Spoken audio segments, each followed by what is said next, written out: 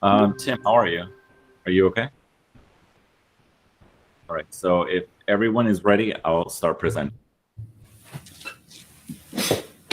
Okay, you got green lights. Thank you. Thank you. Hello, everyone, and welcome to another Blue Marble Week. Now shifting to Conversations for the Future, powered by Foundation for the Future. My name is Leo Llanos, and I will be introducing our morning speakers today. This event is a nonpartisan conversation about near-term space infrastructure from now to 2035. This monthly event is organized and produced by Foundation for the Future. This foundation is dedicated to the creation of public-private partnership for space infrastructure development. To support this cause, donate, or to sponsor Conversations for the Future, please visit our website at www.f4f.space. First up, we have one of our founders here at Foundation for the Future, Tim Chrisman. Tim is a former CIA intelligence officer who supported the National Space Council. He is a retired Army intelligence officer and former intelligence advisor to the Joint Staff at the Pentagon. He holds 2 master's degrees, one in intelligence studies and one in international relations and affairs from American University. Mr. Chrisman is the author of the book Humanity in Space and of various articles about the expanse of our civilization in space. Tim's next challenge and mission is to make space accessible, survivable, and ultimately boring enough to be routine. Tim is actually on location at Scranton, Pennsylvania, where he will be talking about how we in the space industry can leverage the opportunities of a new space economy in cities like Scranton. Hi, Tim. How are you? Doing great, Leo. How are you? Thanks for the intro. No problem. The screen is yours. Thank you. So, yeah, as Leo mentioned, and those of you joining us from yesterday know, I am in Scranton, Pennsylvania, to host what will be our last Blue Marble Week event as we transition from Blue Marble to Conversations. It was fitting that we begin taking this format on the road to both challenge us inside the space community to make space relevant to the rest of the country, but also to infuse a sense of hope and reignite the passion about space by explaining to locals, whether they're educators, leaders, or business people, that space is real. It's for them, and it's time to make it happen. We chose Scranton because Scranton is a mining and manufacturing town that for the past 200 years has been reinventing itself every couple decades. From its founding in the 1840s, when it first started as a iron and steel mill town, to pioneering novel uses for railroads, for mining techniques, eventually retooling into what it is now as a biomedical and education hub. Scranton's had a long journey, but it's still not the place you think of when you think space. You think space, you think Florida, you think aerospace manufacturing, you think Washington State. But as we heard yesterday, and as we'll talk more today, what the space economy needs is everything we have here on the ground. If we make it here, have it here, or maintain it here, we're going to need to do the same in space over the coming years. And that has been an exciting message to take to the educators and leaders here in Scranton and explain, no, you don't need to feel like you're left behind. No, you're not left out. Come join us. And as Lackawanna College announced yesterday, as they joined our Workforce for the Future initiative, they're eager to do so. The problem is Scranton has been reinventing itself for decades. Since the 1950s, it has tried numerous initiatives to rebrand and repurpose its workforce and people. The problem is it hasn't worked. About 1950, the population was 110,000 in this area. It's now down under 70,000. Unemployment's 10%. And almost 20,000 youth aged 18 to 25 in this county are not connected to a job or school. Let that sink in for a second. the county itself has a little over 100,000 people. The town of Scranton is under 70,000. And in this area, 20% of the population has no ties. They may have family ties, but they are not working or going to school in any sort of permanent fashion. And that is because, in many cases, they don't see anything to excite them, to engage them, and to feel like they have a sense of use and purpose. And so as I've been talking to teachers the last day or so, they've repeatedly told me that many of these kids come from families that have seen Scranton's reinvigoration attempts and are jaded. They think that some new group, some new tech is going to show up, make big promises and not deliver, whether it's car factories or green energy. Nothing seems to pan out as described or planned.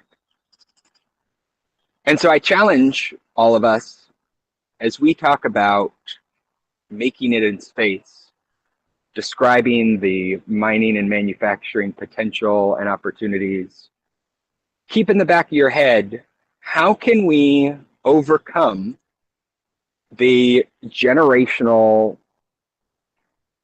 jadedness that has grown up in a town like Scranton that has 200 years of trying, of pushing the envelope, of making big changes and seeing disappointment because of a lack of follow through. So think about that as you format your questions for our presenters, as we go into workshops. How can we answer the question from leaders in the Chamber of Commerce and the Mayor's office about how is space different? Why should we be believed when others have failed this community? And my answer has been, I can't tell you we won't fail, because space has before. In the 70s, space was cool and exciting, but we didn't bridge the gap between the hype and the technology possibilities. As I talked yesterday about our plan at the foundation to bridge the chasm between expectations and adoption, whether it's through our workforce initiatives, our Space Corporation Act, or our outreach events like this, we're laying the groundwork to ensure there is not another great disappointment in the space economy. But ultimately, that disappointment is around the corner if we don't take the initiative, if we don't do the work required, if we rest and let people like Elon Musk, Jeff Bezos, big companies take the lead and do all of the work around hyping and building, we're going to leave communities behind. And that's not something I can accept, and I don't think any of you will either. And so I'm excited to be here in Scranton to talk about what we're doing in our plan to bridge that chasm. And I'm excited to hear our speakers and panelists go into more about the future of making in space and how that can be related to a town like Scranton. Because to be honest, there are a lot of towns like this. There are hundreds in the Rust Belt that have similar stories. There are hundreds more outside any space corridor that are waiting for a chance to join in the space economy. Let's give them a path. Let's create a pipeline. And let's make it to space. Leo, over to you. Thank you so much, Tim. Blue Marble Week, now shifting to Conversations for the Future, was created to engage the community. If you are here, that means that you are part of the biggest conversation in space topics. We all are here to challenge and plan for the future in space. It's extremely important to make jobs more accessible to local communities, not just in cities already established in the space industry. To everybody watching, your help in the ongoing efforts to make space accessible to all is not only appreciated, but also very extremely important. If you would like to help in any way, please email myself, Tim, or Lila with our first name followed by frf.space. And as always, please visit the Foundation for the Future's website at frf.space for more information on how you can help sponsor and donate to our ongoing efforts, as well as to Blue Marble Week, soon to be Conversations for the Future, which up next, one of our other founders, Lila Gislason, will be talking about. Ms. Gislason is a seasoned marketing executive with an extensive knowledge of change in management, design thinking, and brand alignment. She is currently directing marketing and fundraising efforts at the Foundation for the Future. And most recently, she took on an additional role as co-founder. As co-founder, she has hit the ground running, proving herself as a key component to the success of the Foundation for the Future. Gislason previously worked in the marketing roles across Fortune 500 companies, and she is passionate about helping teams bring out the best through cultural development. Hi, Lila, how are you? I'm great, Leo. You're making me blush. Thank you for that warm introduction. All right, let me see if I can share my screen here.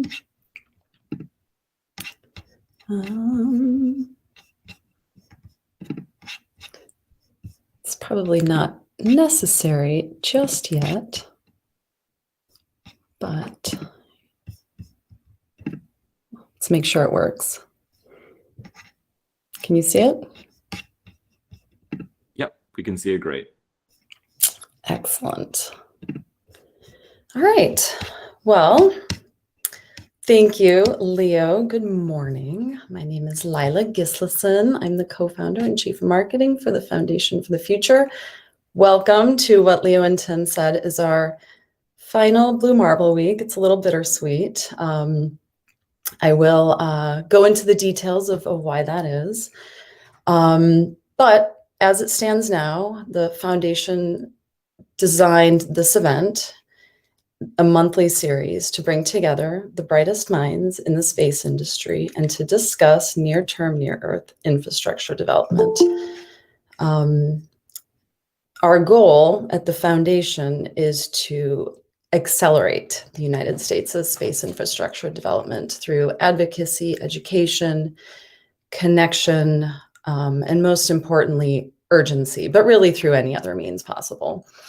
If we want progress, like Tim said, in the near term, in 5 years, 10 years, 20 years, the pace needs to be accelerated quite extensively now. Luckily, the Foundation has a proposed solution for this acceleration. It's the Space Corporation Act, which I will provide more detail on later. So today, I invite you to learn more about the Foundation, the things that we're doing, this event itself. We've got big goals for the future of it, and talk about a lot of the initiatives that we've taken on in the last few months. And but before I get into that, this month's theme here is making in space from mining to manufacturing. Historically, here on Earth, mining and manufacturing have been early steps in building any flourishing city, economy. And as our reach expands into space, how would that be any different? So I think as this audience especially knows, there is a lot of potential in kind of that CisLunar Econosphere between here and the moon. And but we're not just looking out into space right now to develop that infrastructure. We're really, as Tim said, from Scranton, looking at ways that we can build out the existing infrastructure that we have to prepare it for this coming wave of a space economy. So yesterday, we heard from a variety of speakers who enlightened us about everything from the difficulties of working with lunar regolith. FYI, I'm not from the space industry. 6 months ago, I had no idea what regolith was. So I'm learning. And we also talked about reproduction in space, also something I had never thought about 6 months ago. We had a great panel with Justin Kugler, Gary Kalnin, Michael Lewis, and Rob Hoyt. We talked a lot about Scranton, where Tim is currently filming from. We explored how the skills and the talent and the resources of places like Scranton, old mining manufacturing towns, can be reutilized to, I guess, step confidently into the next space economy. If you missed us yesterday, you can see this video. I believe it is already on the website. Leo, thumbs up. It's on the website. Yeah, so if you want to go and check that out, it's on our website under F4F Space / Blue Marble Week, and you can watch the full thing. It'll also be on a variety of different channels. So today also promises to be exceptional. We've got some heavy hitters. Andrew Aldrin, who you may recognize his name. He'll be here at 1:30. And he is the director of the Aldrin Space Institute and the ISU Center for Space Entrepreneurship at the Florida Institute of Technology. He'll be talking about the business of space. We'll also be joined by PhDs, Laura Forzik and Roger Lanius. And we do talk quite a bit about policy today, space stations, workforce development, and we'll continue to ponder this question around cities like Scranton and how can they be engaged to build this space economy. So Blue Marble Week, we, along with a variety of our partners, created this event to accelerate the U.S.'s space infrastructure development. We see it as a first step to creating a safe, sustainable gateway to outer space. If we don't expand this econosphere now, it'll be really hard to reach a final frontier of any sort. So again, I'll share a little bit more about our vision, our goals, a little bit about the evolution of the event and our initiatives. Before I do that, I definitely want to give a little bit of an overview of what our goals are and a little bit more about the Congressional Space Act, which is a really important one for us. All right, so this is why we exist as an organization. We want to create sustainable space infrastructure that supports economic growth while securing U.S. interests in space. A lot of the initiatives that we're doing support this goal. We want to pass the Congressional Space Act. If you haven't learned anything about that, again, go to our website. You can read the draft of this Space Act, and we'd love your feedback on it. But a little bit more on that. The goal is really to get the U.S. and the Senate to sign this into law with presidential signature no later than the 60th anniversary of the Communications Satellite Act, ComSat, which it's modeled after. The Space Corporation Act will provide public corporate structure, and it will finance projects like loan guarantees through commercial lending institutions. It'll provide investment funds to provide support for new space companies and grants to small businesses for starting entrepreneurs. And there will be a lot of support for the public benefit as far as space infrastructure projects go. All right, just to break down the initiatives of the Space Act, we're looking at developing 3 offices, which together serve as a linchpin for the planning, financing, and administration of the basic infrastructures. So a Space Development Fund, a Spaceport Authority, and a Center for Space Studies.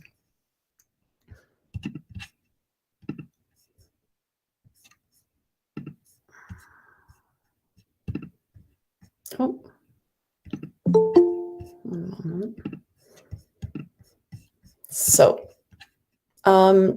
Our third goal is really to create an ecosystem of commerce for companies, innovators, and leaders who are building the future of America. We're here to start a conversation, make connections, and ignite a community around our shared vision, which brings us here to this event, and thank you for joining us. All right, so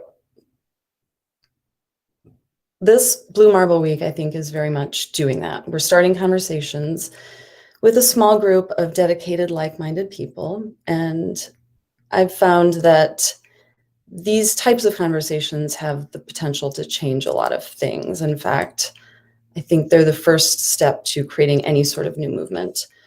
And it's hard to believe that it's only the Foundation's 5th event. We only started this in December. So thanks to all of you. I know we've had a lot of loyal people who've tuned into more than one, if not all of these events. So that is really assuring. Thank you. So initially, we started this an event as a celebration of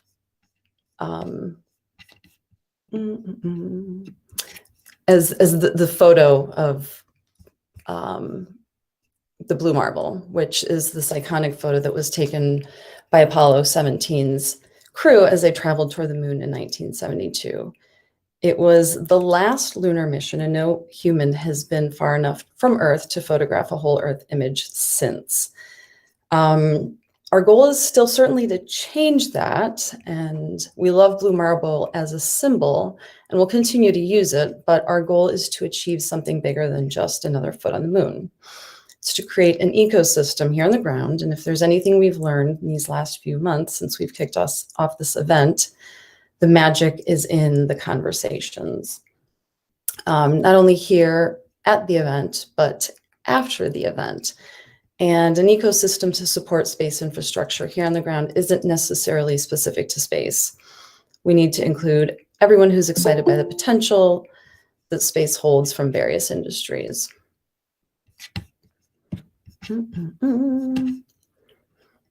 right. When I say various industries, I think this is interesting. We recently co-authored an article from Foundry Magazine, which, again, not space, but we're excited to invite tangential industries into the discussion. So manufacturing, plumbing, automotive, things you don't typically think of, as this will certainly be a group effort.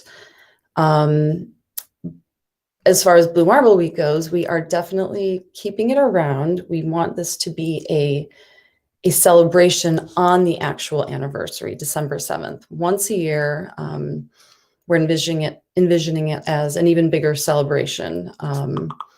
Could be, a global party with, a lot of networking and I don't know. We'll get creative with it, but stand by. And with this new event, we have a new format. We'll start with dynamic and engaging speakers, 30 minutes, with plenty of time for questions and answers. Feel free to drop your questions in the chat. If you're in the call with us, or if you're joining via live stream, you can ask questions or ask it via Twitter. Again, we want this to be as conversational as possible. Towards the end of the day, and this is what I'm excited about, we'll do a final wrap up to jump in, and then we'll jump into these conversations. And they are breakout groups that will provide opportunities for networking and brainstorming. We have a lot of experts here, so we definitely want to tap into that. Yesterday's conversation starter was the question, how can a city like Scranton, Pennsylvania, prepare a space-ready workforce, which prompted a lot of conversation around early education and workforce development, retooling existing infrastructure and skills to adapt to space. And we even talked about the arts, how visual depictions of space drive cultural change. That was very fascinating. And today's question will be, how can a space-ready workforce in Scranton impact the local economy? So think about that as we move through our day.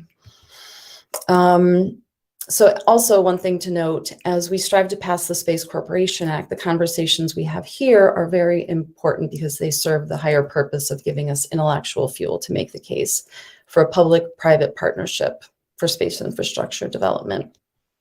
If you're watching on the live stream, I encourage you to register now and join us. You can go to our website to do that because this breakout networking opportunity will only be accessible to those in the room. Not too late to register, so join us. And afterwards today, we'll have a little bit of a happy hour. So if you'd like, grab a beer or a glass of wine, maybe a little early, but we'll get started on that once we end our breakout sessions. All right. So I'm juggling a couple of different screens here just to move photos, yeah, there we go. All right. So why is Tim filming from Scranton, Pennsylvania, and not Alabama, Florida, or California? Tim touched on that, but I would like to invite him a little bit into the conversation again. And I'd also like to introduce one of the newest members of our growing team, Ashley Williams. She's our outreach director. She will be working with state and local entities to both spread the message of the Space Corporation Act and to further develop our kindergarten to orbit workforce development program. Hey, Ashley. Hey, Tim. Hi. How are you? Good now. A little nervous. No worries. Don't be. So why Scranton, Tim? So there's a couple reasons. The first I touched on yesterday and today, where Scranton has this history and the sort of founding myth about it, and I use that not as pejorative, but as kind of like Apple has its founding myth of Steve Jobs in a turtleneck solving all the problems. It was a useful story. Scranton has that sort of story of being a town, an industrial town. From the beginning, it was built around building things and making things. And the schools I have visited and the people I've talked to all have that as part of their founding ethos and identity. And so that very much is a piece of the space economy that we don't have, we don't pay attention to enough, because for too long, the making it for space has been done in a very bespoke and one-off fashion, where we're making one rocket at a time per year. Now, as we move into, as the panel was discussing yesterday, 1,000 starships launching, that's a lot of welders and wrench turners to make that sort of stuff. And it doesn't make sense to have every single one of those made like a Bugatti or Rolls-Royce with hand-carved wood. So we need the industrial know-how and grit and determination of towns like Scranton. So that's one reason. The second is space has been an exclusive club. It's where the cool kids go. It's where the best pilots and doctors and education specialists go spend their entire lives training for, and then if they are then lucky, get to go to space. More people seem like they run for president than ever get to see space. And that can't be a sustainable model for a space economy that includes all parts of America. And so Scranton is the opposite of a space town when you think stereotypical space town. And so this is part of our diversifying and outreaching to those areas that are outside the traditional space economy. Thanks, Tim. Ashley, I'm super excited to have you on the team. Me too. Tell us a little bit about what you're working on, and then yeah, just in real quick, tell us about some of the future events we're doing. So my goal is to get Foundation for the Future in front of economic development groups, entrepreneurs, educators, and basically like decision makers for opportunity. And I have the fun job of, well, starting the conversation and sharing that this is indeed a real opportunity. And like, I'm actively looking for partners that we can grow with. So yeah, just starting those conversations.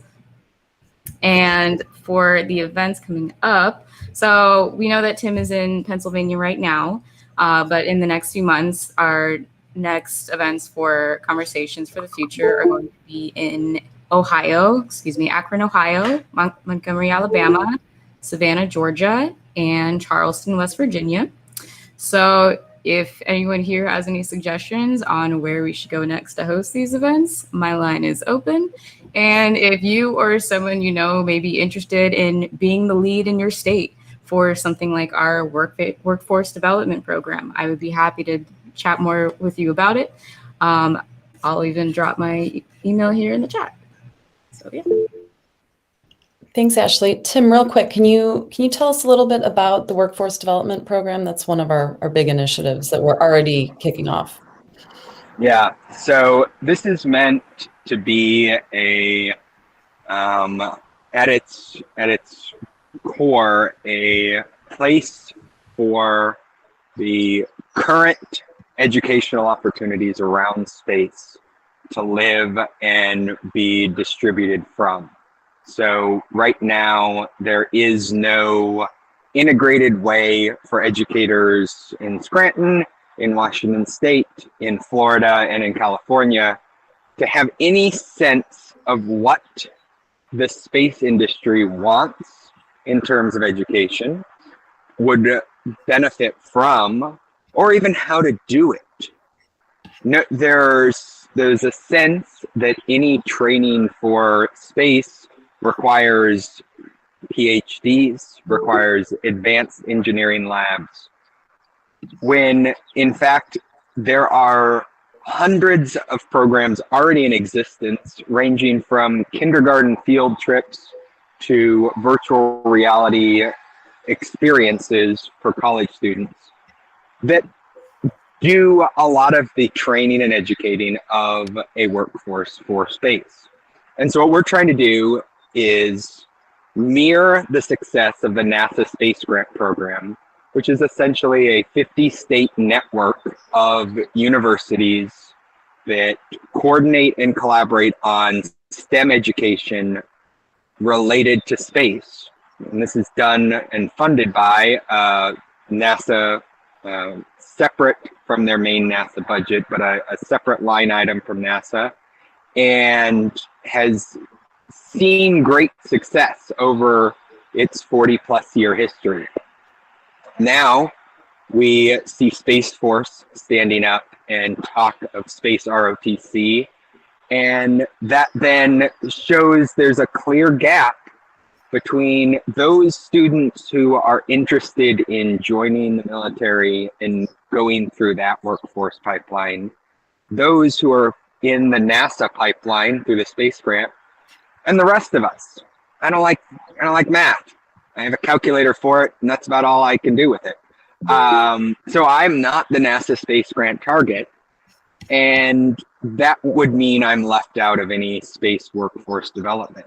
And so we're trying to ensure that there is a place and a mechanism by which the rest of us can get education for and about space.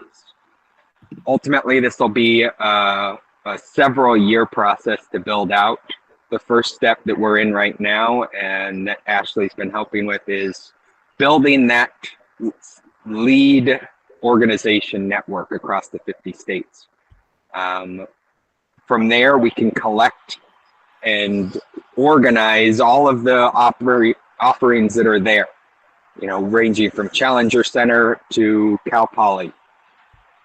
And then we can go to Congress with a clear understanding of what we have, what we need, and make the case for a sustained funding stream to educate the blue collar, the non-STEM professionals that we need in space. Thank you so much, guys. That is actually a great segue to one of our next initiatives, which is our Space Scholarship Program. We've just partnered with Langston University, which, again, an unlikely choice for space, really, but That's the going point. back, what's that? That's the point. That is exactly the point. And so, yeah, it may surprise you, but we believe in space access for everyone. And so we're working with a team at Langston to issue a scholarship to perhaps not the most academically qualified person interested in becoming an astronaut or an astrophysicist, but the most passionate one or the most dedicated one, someone who maybe doesn't have the physical prowess or, all of the right skill set to become the next astronaut, but who is going to make a difference in space. So our goal is to build out this space scholarship program with Langston and other universities. We'd like to issue more scholarships all over the country. And if this tickles anyone, we are seeking certainly a F4F scholarship committee, as well as corporate or other donors to help us continue its success. So starting with Langston, but sooner than later, expanding to other universities near you. One other initiative that we're working on, and while we're on the topic of giving head starts, the foundation has partnered with the Center for Space Commerce and Finance to host a business plan competition. The new Space Business Plan Competition. If you are interested in competing, please do. Teams will submit an online application that includes a company executive summary, and a group of elite judges will review each submission and select finalists to compete in the live event. It'll be kind of an in-person think tank style event, which will happen right here at May's Conversations for the Future event. The prize for that is $5,000. You can go to the center's website for more info and rules. I will drop that in the chat right now.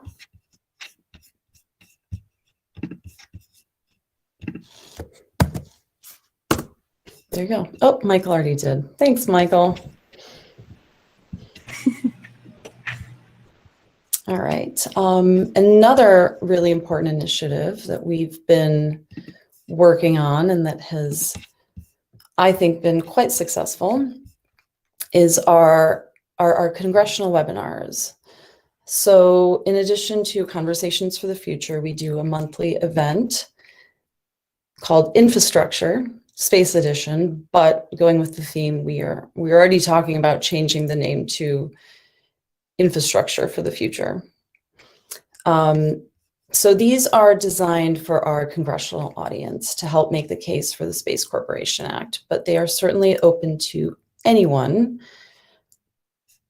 Our first event in February was co-hosted with Space Florida, Frank DiBello, the CEO, and our the CEO of Space Florida, and our executive director, Tim Chrisman, and our director of government relations, John Chwat, had a really interesting conversation. They explained why the U.S. needs to treat space like any other domain for strategic investments and talked about both the economic and security benefits of doing so. Our next event in March, which easily quadrupled in viewership, was co-hosted by the Space Force Association and presented by the Space Channel. Bill Wolf, the executive director of SFA, joined Tim and John for a discussion which focused on the importance of the US not just being in space, but leading in space, which with obvious threats like China and Russia, there is urgency to develop infrastructure which will position ourselves to win. The next event will be Wednesday, April 21st at 8:30 a.m. It will focus on the financial state of play in the space economy and highlight the missing steps. And our speakers for that event will be Dylan Taylor, who is the chairman and CEO of Voyager Space Holdings, and Brant Arsenault, partner at 9.8 Capital. And of course, we'll continue to make the case for the Space Corporation Act. So please register today. If you're interested in seeing previous webinars, those are also on the website. And the good news is, so far, both of our events and our outreach seems to be working. So far, the Space Corporation Act has the support of 11 senators and 32 representatives. So that's big win for us. Still a long way to go, but we're getting really close. So finally, and possibly our most important initiative to unite our community is through our newly formed Foundation for the Future membership. We welcome you all to join us here. And the goal is to unite everyone from students, CEOs, and to create a dynamic ecosystem really here. So whether you're an enthusiast or an investor, an entrepreneur, inside or outside of the space industry, we welcome you all who want to join and contribute to the conversation. There are membership levels ranging from individual memberships, which start at $100 annually, only $30 for students, up to larger levels for Fortune 100 companies. So it's a great way to make your voice heard in the political and policy world of space infrastructure. Some benefits will include, but are certainly not limited to, monthly briefings on policy developments, opportunities to join policy conversations, networking opportunities, opportunities to meet with government officials, and other ways to amplify your voice. And if you go there now, you will see one of the line items is to have your name inscribed on the first toilet on the moon. I'll keep that as a cliffhanger. We'll hear more about that soon, but it is an idea that may involve an upcoming Kickstarter crowdfunding campaign. So we'll probably share more about that next month. So for more information, please visit our website, f4f.space. And with that, thank you all so much for joining us. We're always seeking support in the way of donations and volunteers. If you want to be part of the dynamic group, we welcome everyone. Really no geographic constraints, and I look forward to the day we can do this all in person. Until then, I look forward to breaking out with you later this afternoon and possibly the happy hour, if you will join us. And next month, our event is on May 4th, which is kind of fun, and we'll be talking about space-based solar. So thank you, everyone. All the best, and I pass it back to Leo.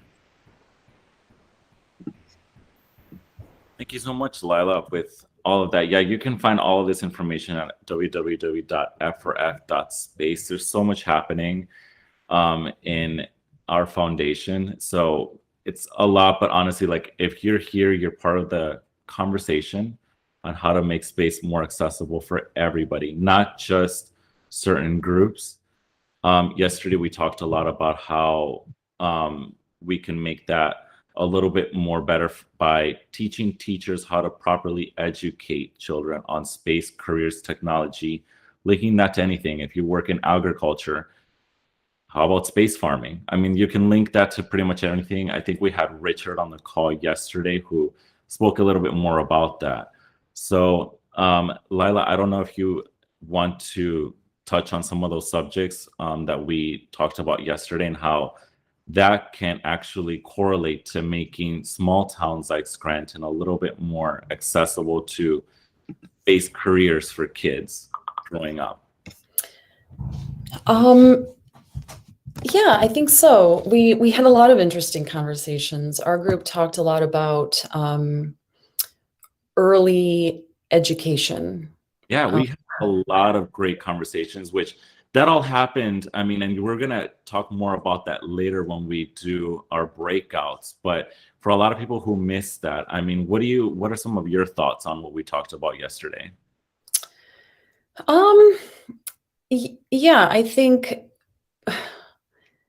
it's great to get everyone's input on this. And I think the conversation itself is a great starting point, because we're pulling all these ideas together, not only for just the fun of brainstorming, but really to use it as fuel for making the case for the Space Corporation Act. And to me, that's the most important part of it. Very crucial. It's very fundamental. So, Mhm. I mean, this is an amazing and very crucial event because Conversations for the Future, as we've now shifted from Blue Marble Week to Conversations, is more of a roundtable talk, like Inara has said in the past. This is a place where people can talk about anything space. And one of the things that we want to make sure that we put across is something as critical as the Space Corporation Act. What are your thoughts on that? Yeah, I think at this point, this is our number one initiative. I don't think there's anything more critical for us. And I think that's why we're pushing so hard on all these initiatives. It's not random that we've got Ashley going to Akron, Ohio next month. It's not random that we have a space scholarship for Langston University in Oklahoma. These are all kind of strategic attempts to really get our message in the right place and push the Space Corporation Act forward. Yeah, definitely. Sorry, there's a leaf blower right outside my window. It keeps on going on and off. So like if you hear that, I'm so sorry. No worries. No worries. Let's see. We talked yesterday about making jobs more accessible to local communities instead of cities already established in the space industry. How is Foundation for the Future kind of setting the stage for an opportunity like that? Well, again, I think that's why we're going to these small towns and having, again, conversations. Tim has had great conversations with the chamber in Scranton, which has led to connections with the universities in Scranton. We've made connections to the mayor's office there, and all of those little touch points, all of the emails that we've been sending, all of the webinars that we've been doing. It's all sort of building this greater web that is just going to make the passing of this bill that much easier.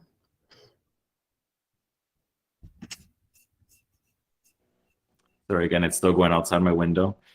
Ashley, what are some of your goals for when you go to Akron, Ohio? Like, what are some of the your mission in doing this when you go next month? Honestly, anyone that is, well, my plan is really just to pitch who we are, what we do, that we're coming. For example, with the case of Akron, I believe we're talking about the development of solar power and how that can be applied in space.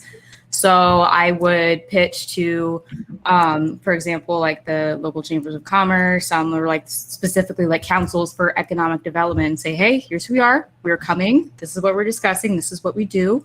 Do you know anyone who might be interested in this? And really, anyone who says yes, we usually have a meeting within a week, and that's how it goes.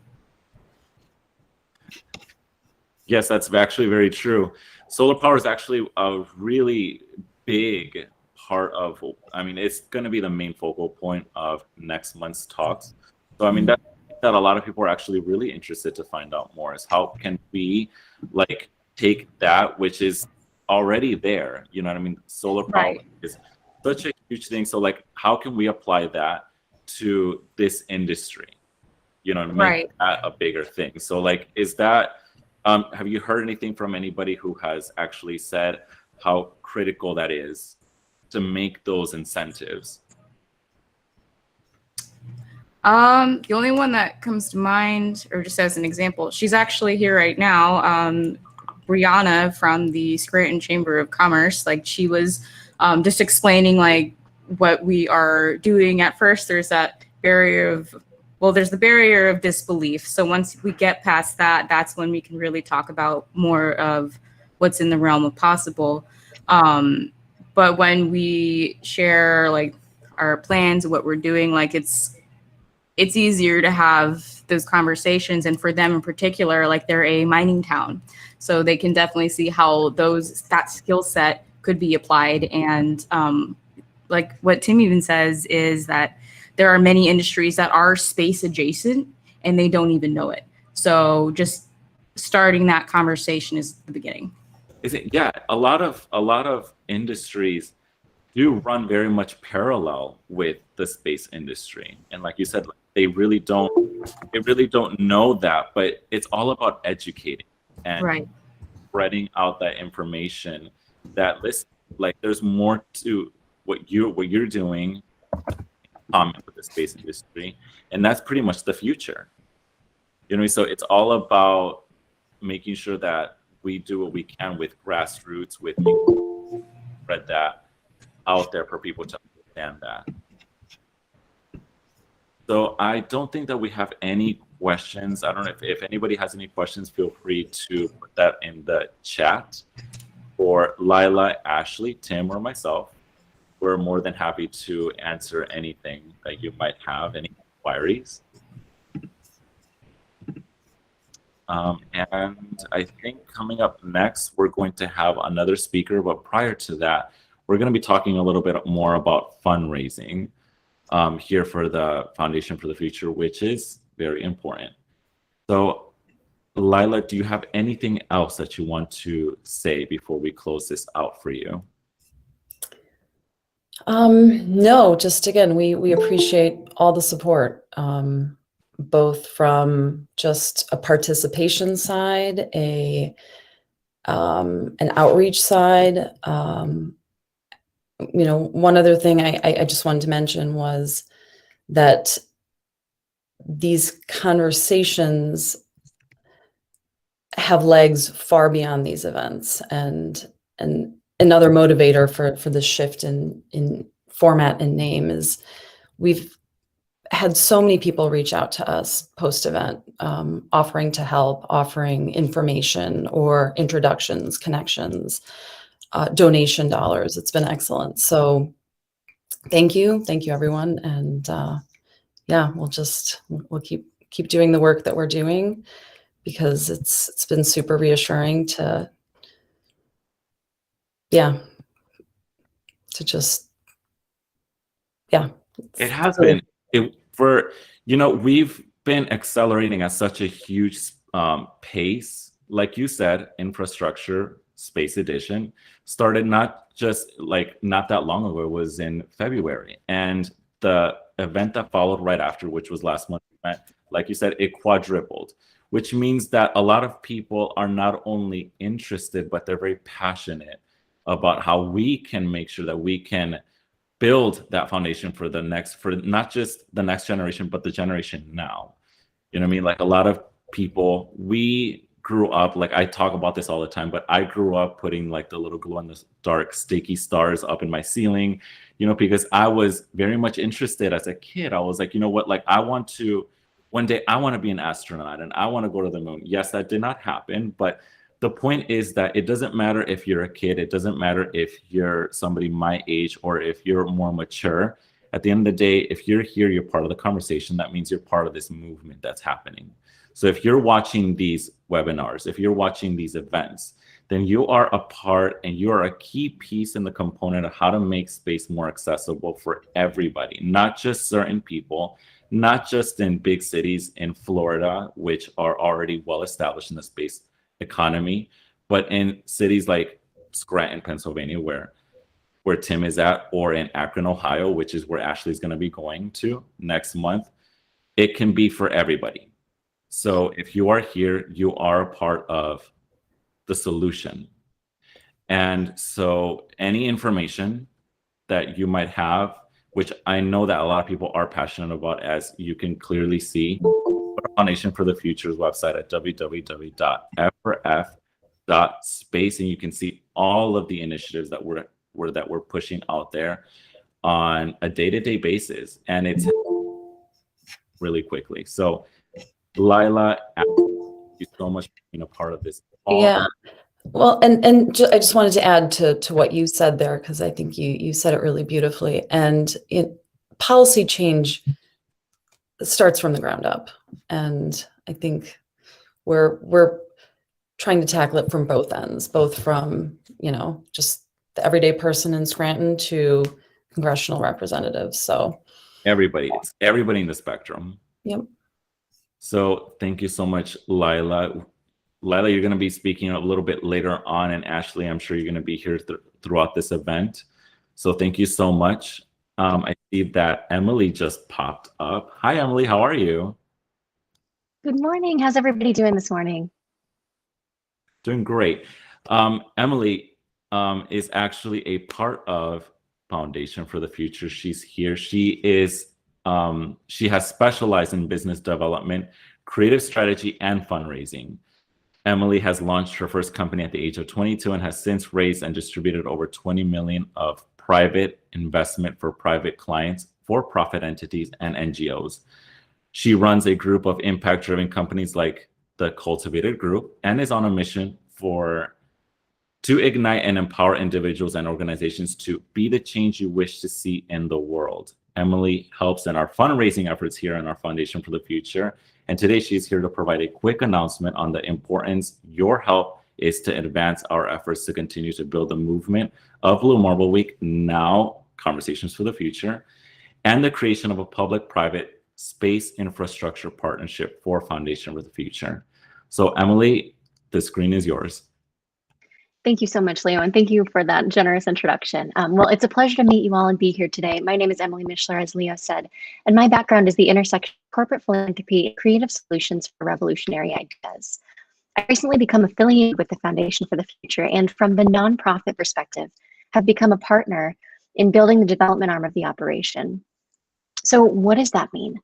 That means we're financially positioning the foundation to be able to continue this important work for years, if not generations to come. For our conversations today, it's abundantly clear that our work is disruptive, necessary, and the time is now, and that means we need your help. I've been both incredibly impressed with the comprehensive vision, expertise, dedication, and momentum of the speakers today, and the vision of the Foundation for the Future, the powering force behind Conversations for the Future. We can all agree that the future the Foundation is building is inspiring and worth investing in. This future, in space and beyond, is being built one relationship, conversation, and connection at a time. In order to continue this momentum in building and contributing to this caliber of event, conversation, and community, we need your help. We need you, our allies, attendees, partners, advocates, and friends, to spread the word about our important work through social media, invite like-minded and like-hearted peers to our events, and to help us connect with philanthropists and organizations who believe what we believe, that our future in space is ours for the building, and the time is now. We're so excited to announce 3 different avenues to become involved if you're interested in financially supporting our work. On the corporate level, we have the opportunity to sponsor Conversations for the Future and the Foundation for the Future at large on a monthly and annual basis to support the important work. On a personal level, if you, your friends, or family are inspired to support us, we welcome your contributions to support building space infrastructure and economy. More information to sponsor and support the foundation is available at the QR code on the screen or at f4f.space. The foundation has recently also launched a corporate and individual membership program whose mission is to connect like-minded and passionate individuals who see the near-term potential in space. We are recruiting everyone from students to CEOs to join us in creating a dynamic ecosystem of young enthusiasts, investors, entrepreneurs, and larger industry partners, inside or outside of the space industry. We welcome all who want to join and contribute to this urgent conversation which impacts us all. For more information, it's available on the Foundation's website, f4f.space/membership. So, after this lengthy dialogue, what is our ask? Help us in bringing space home, because the time is now and the world can't wait. If you have any questions, please don't hesitate to reach out to myself, Lila, Tim, or any affiliate of the Foundation for the Future. Our contact information and a link to donate is available at the QR code that was just on the screen or at the website, f4f.space of the Foundation.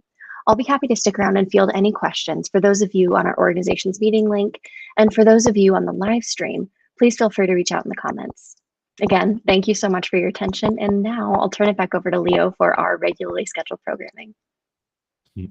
Thank you so much, Emily. And to everybody watching, your help and the ongoing efforts to make space accessible to all is not only appreciated, but also very important. If you would like to help in any way, please email myself, Tim, or Lila with our first name, followed by @f4f.space. And as always, please visit the Foundation for the Future's website at f4f.space for more information on how you can help sponsor and donate to our ongoing efforts, as well as to Blue Marble Week, soon to be, or already is, Conversations for the Future. Thank you so much, Emily. Our next speaker is Katrina Malagrana. Ms. Malagrana is a Leiden University Air and Space Masters of Law student, a creative thinker, strategist, researcher, and problem solver with a diverse experience in law and business. She recently graduated from International Space University's Space Studies program in Strasbourg, France, where she was the first in her class of 120 students from over 30 countries studying all aspects of the space industry, including engineering, applications, and space sciences with a focus in law and policy.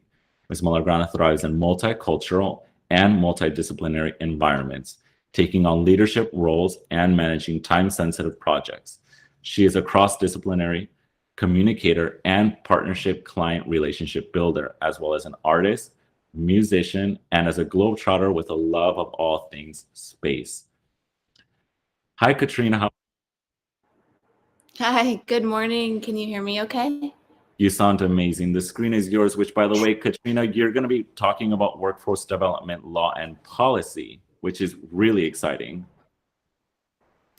Well, yeah, I was asked, so my presentation is going to be a little bit different. It's going to be about my journey to become a space lawyer and getting into space law and policy.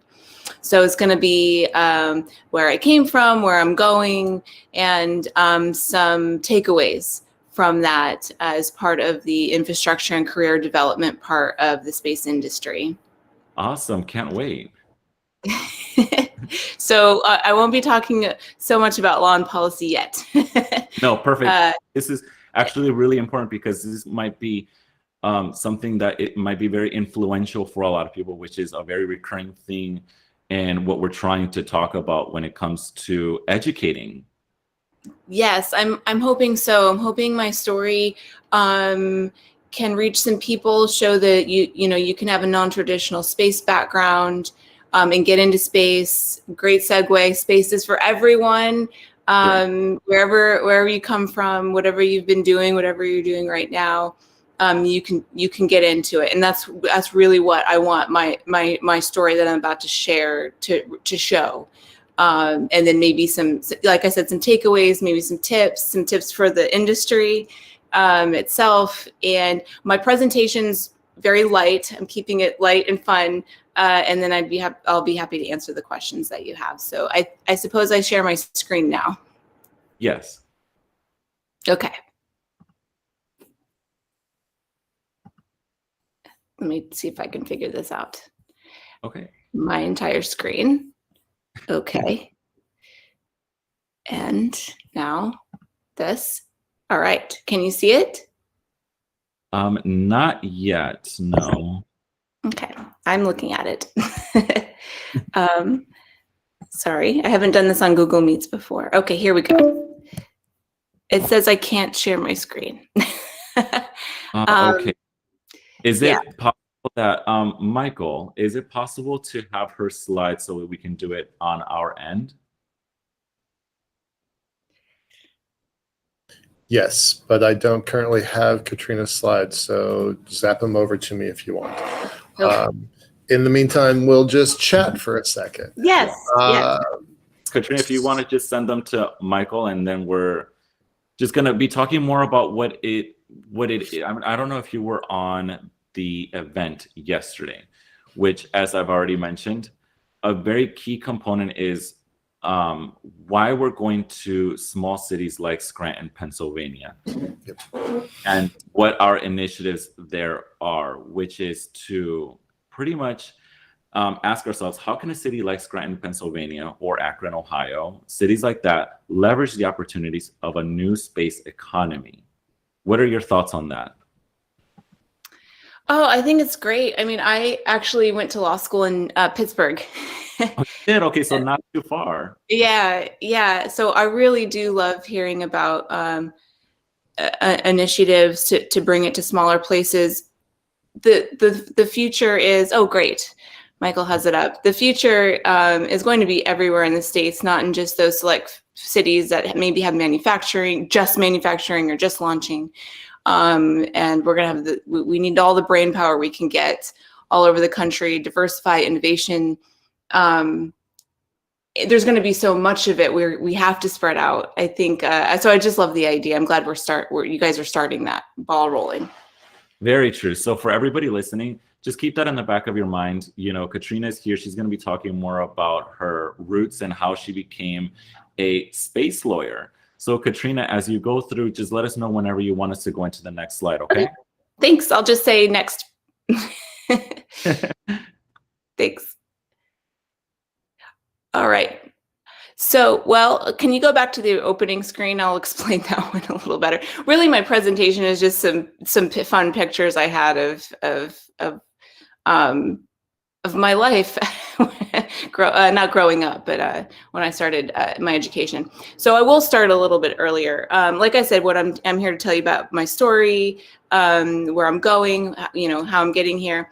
So I'll start with when I was little, my grandfather used to tell my sister and I stories about the night sky. He would show us constellations. We'd look at the telescope. He was an amateur astronomer, and he was a retired aerospace engineer. He actually worked at Martin Marietta before it became Lockheed Martin.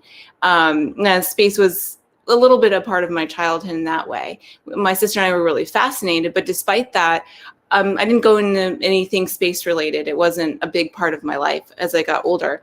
So I graduated. I went to Louisiana State University. I graduated in 2003 in theatrical design and technology. I was a stagehand. I did lighting. I did some acting before that, but no space, not yet. So the next slide. This was my typical office. I don't know if you can tell, but I'm in a lift way above a stage, and those are the theater seats out there. So that's what I did for a while. Then I got into, after this, I got into more of a corporate job. I was doing administrative assistant type work, still no space. Then I discovered an interest in law and helping people. And so I decided to go to law school, and I went to law school at Duquesne University in Pittsburgh. And I graduated in 2011. You can go to the next. You can see when you graduate, you get a giant diploma. So that was great. But still no space. After law school, I clerked for a judge. I worked in a variety of different law firms, primarily litigation, defense in the civil realm. I first started doing actually medical malpractice and healthcare. As you can see, so I also am licensed, was sworn in to 3 different states. So I have here Pennsylvania, California, and Washington State. And I just wanted to let everybody in on a trade secret that this looks official, but to be a lawyer, you have to take a picture in front of a bunch of books. So if you go to the next one, there, finally made it to being a lawyer. No idea about that. Yeah. Lots of lawyers take pictures in front of books, so here we are. So what I was realizing, this kind of lifestyle, this stuff isn't for me. There's just a lot of hours in an office and at a desk. I was like, what am I chasing? I'm chasing something, but still no space. So next slide. I got married in the meantime, somewhere in there, and my husband's a filmmaker and a photographer. And we thought it would be fun to try astrophotography. And so this is a picture I took a couple years ago outside of Arizona. You can see the Milky Way. Fascinating, right? Really started like actually making vacation choices on where we could go take night sky photography. Of course, we discovered so many galaxies in our in our photography, but then I'm still working at law firms. Still no real not space was not a huge part, just this photography. So next slide, please. Took a trip to Mauna Kea in Hawaii, and I did an astronomy tour. Did some night sky photography. There was a moment where I was looking across the valley and I could see the High Seas analog mission. Now that's where they do off-world analog missions just pretty much constantly. I'd never seen anything like that before, and our guide was telling us about it. And something sounds cliche, but actually clicked in my brain. And I thought, and I was looking where I was, and I was like, space is what I've been chasing. This is the thing. And that was great. But what do I do next? How do I okay, cool. Now what? So I did a lot of research. You can go to the next slide, please. A lot of research. I was trying to figure out, okay, I'm going to be an astronomer. I'm going to go back to school. I started studying some math, brushing off the algebra books, and realizing how daunting that was to start over after having gone through undergrad, law school, years of being a lawyer. So I found, but I will say I was ready to be an astronomer. Next slide. I just quick posted the link to High Seas because it's pretty amazing site. So I went off. I haven't let that dream go. One day I'll be the first lawyer analog astronaut. Yeah, absolutely. They're looking for people. It's run by a bunch of ISUers, right? Yes. Oh, yes. Yeah. All right. Good. Yes. So yeah, here I am, basically being an astronomer at the Very Large Array, channeling my best Jodie Foster. So what I ended up finding was a place called International Space University. They happen to have a week-long program that was a pretty intense but introductory course into space, all things space. International Space University, if you haven't heard of it, is incredibly interdisciplinary, multicultural. You're from all over people come from all over the world. So I took this program. This is where I met Michael Lane and learned about the space elevator, and made really great friends and networked, and realized, okay, not finished with this. I'm going to go do the intense 9-week program in Strasbourg, France. So you can, next slide, please. So I went to France. I did the program. I got the opportunity to work with on a heliophysics mission. We designed a heliophysics mission for NASA. You can see this is a very flattering picture of Dr. Jacob Cohen, who's the chief scientist of NASA Ames. who was our leader. I got to participate in Space Moot Court, which was very cool. Next slide. I went into the program.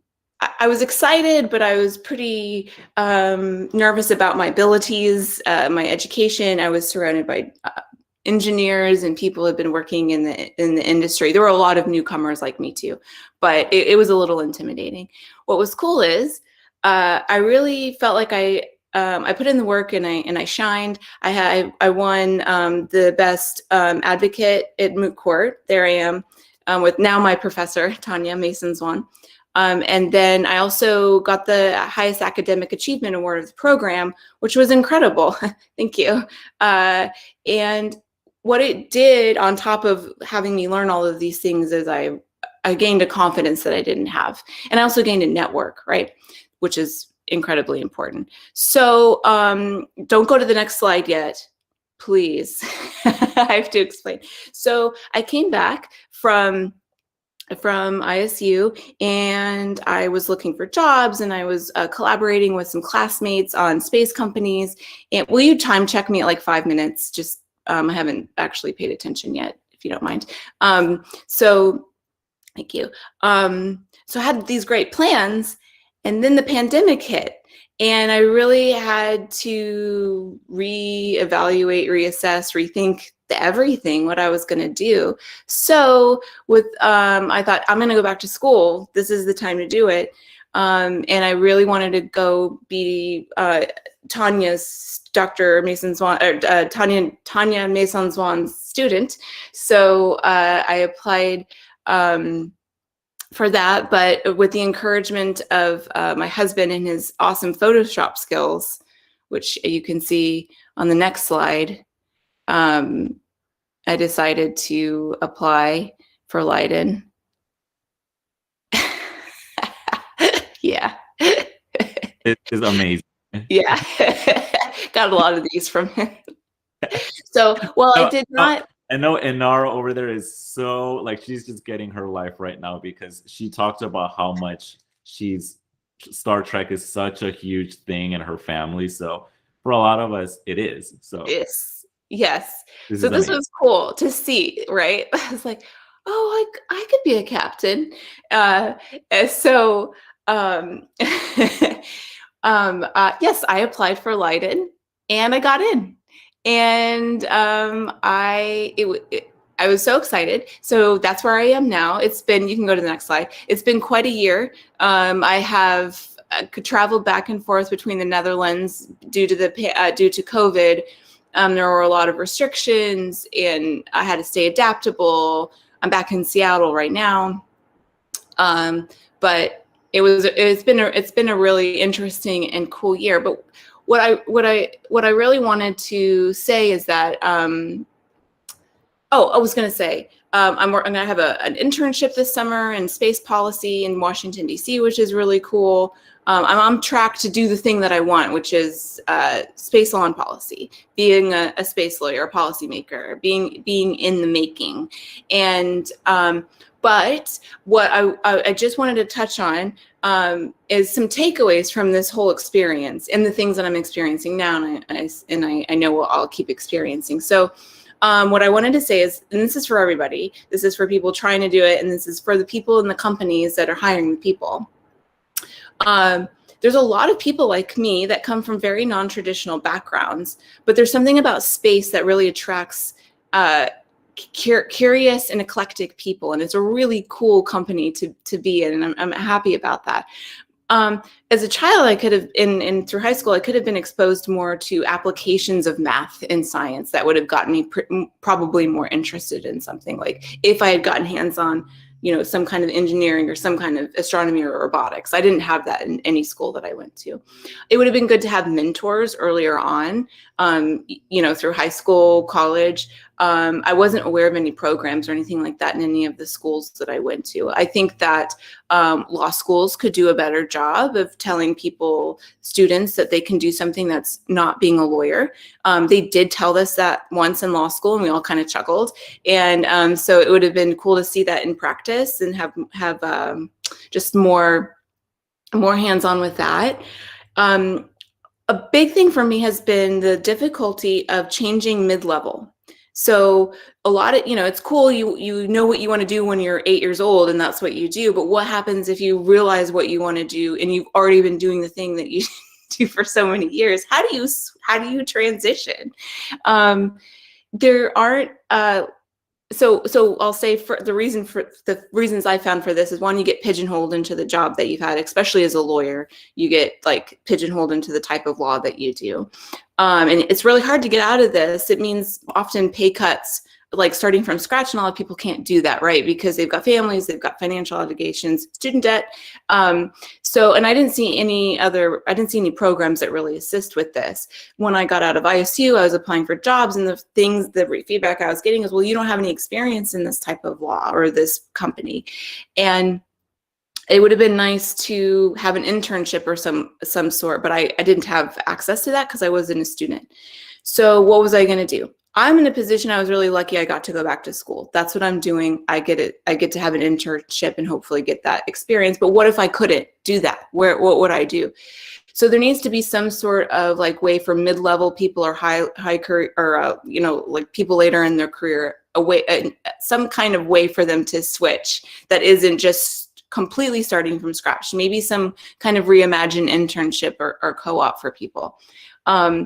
People like me in the legal field, especially, it just seems unnecessary to have this very specific type of experience. If you want to get into the industry, we have skills and other kinds of experience. It's often interdisciplinary that would really benefit the space industry. So sometimes the job would just require us learning new kind of laws. So I was like, newsflash to people who don't know, lawyers have to learn new laws like every day. I would be working on a case where I'd have to become an expert in like what kind of nails you would use because I did construction defect law, what kind of nails you'd have to use for a residential house, and basically become an expert in that. And then the next day I have to learn how HVAC system engineering works and how you test for that. And then on the next case, I'm a shellfish species expert. So the ability of some of these lawyers to like pivot and flip and like learn new things, that's awesome. We know how to do that. So it seems like that should be a benefit to a company. But I mean, it just looks like a lot of companies aren't looking at that. That's the experience I've gotten. So what I see is you've got this huge pool of smart, excited people, right? Not just like, oh, I want to switch careers, but like passionate people usually that want to get into space. And it's an untapped resource. So what are you going to do? The companies in these programs need to realize that and go after some of that talent, I think, and encourage it and look a little further than just like the jobs that I've had on my resume and the titles that I've had. And you could get this group of talented space enthusiasts that I say are working for the weekend, and get them into the industry that they're passionate about. So again, to kind of tie this up, I'm really focused on the now, of course. There's a lot of people now talking about bringing up the future generation of space industry leaders, and how do we do that? How do we start kids from a young age to get interested in that? The Aerospace Corporation just came out with a paper on this called "Developing Future Space Workers: Leadership Needed Today." It's a good article. If you're interested in that, go read it. But for me, I'm coming from the position of like, I want to work in space now. So anyway, I'm hopeful that companies are going to start to see this more as a benefit and not a stop sign. And but anyway, thank you so much for listening to my story. It was fun to share, and I'm here for whatever you guys throw at me. Yeah, you mentioned with boundaries. Of course. You mentioned that lawyers pretty much have to learn a new law pretty much every single day. We actually had Michelle Hanlon in last month's, pretty much said a lot of the laws here on Earth don't apply to space. It's a different spectrum altogether. Some of them just don't necessarily apply because it's completely different. So doing that, I think it's very interesting, because we're going to have to pretty much make new laws for space because it's a different environment. One quick question that Lila said, she's like, I'd like your top 5 list for night sky photography locations, which is pretty much interesting because some of those that you took were phenomenal. Thanks. Yeah, anywhere you can find an internationally certified dark sky. So Arizona, of course, is a great. Arizona and New Mexico are really great places for that. So all over the place. We went. That one was taken outside of Petrified Forest, the national park. It's just stretches of nothing. Hawaii, we just recently did some up at the bottom of Mauna Kea. When you get the clouds to clear, it's a great place to take pictures. So I'd say anywhere, Arizona, New Mexico, and Hawaii. Yeah, because Hawaii is kind of cloudy sometimes. It's really cloudy, but if you can catch it, and you're closer to where the observatories are, it's dark. No, very much. I saw a couple of people who mentioned it here. Sedona and Flagstaff, which is one that Inara suggested. Nice. Yeah, so Space for All mentioned, or they asked, is space law different to normal laws? How are they enforced, and is there space police? So, that is a huge question, and that is why people go to school for years. So I can't answer that all at once, unfortunately. What I actually have learned is where there are laws, the international laws, they're not that different. It's the laws draw analogies. Of course, you're working in completely different environments, where people aren't really hanging out. So that's where they need to adapt. But there are a set of international space laws, treaties, that have been around since the 60s, and we are still abiding by those. And they incorporate international law, and we have a lot of those. And then each country can write their own laws, but if you're a party to the treaties, you have to abide by the principles of the treaties. So I think that's the shortest answer I can give you on that one. No, yeah, definitely. And Richard actually said that he was surprised that there isn't a greater call and support encouragement for space law given the recent drives for space infrastructure development. Oh, there is. There is. Okay. Oh, absolutely. Yeah. There's a lot of us. I mean, I attend as many webinars as I can, which everybody knows in this day and age is, about 1 million. But there's a ton of them. There's one for I think the United States Space Command has a whole legal, their first legal symposium or conference. I think it starts today. And so that's their first one, and that's just all, I think, going to be law and policy and DoD stuff. But I attend things that are mostly international, and which is great. And they're conversations, and it's policymakers, and it's scientists, and it's people in the industry, and we're all coming together, and we're all having dialogues. Actually, the one in particular I'm talking about are the Moon Dialogues. And we're talking about how we're going to go forward and how we're going to do this sustainably and equitably and all of that. And that's all includes policy and law. So lots of people are talking about it. Lots of people are working on it. The hard part is it mostly can get done most easily domestically in your country, right?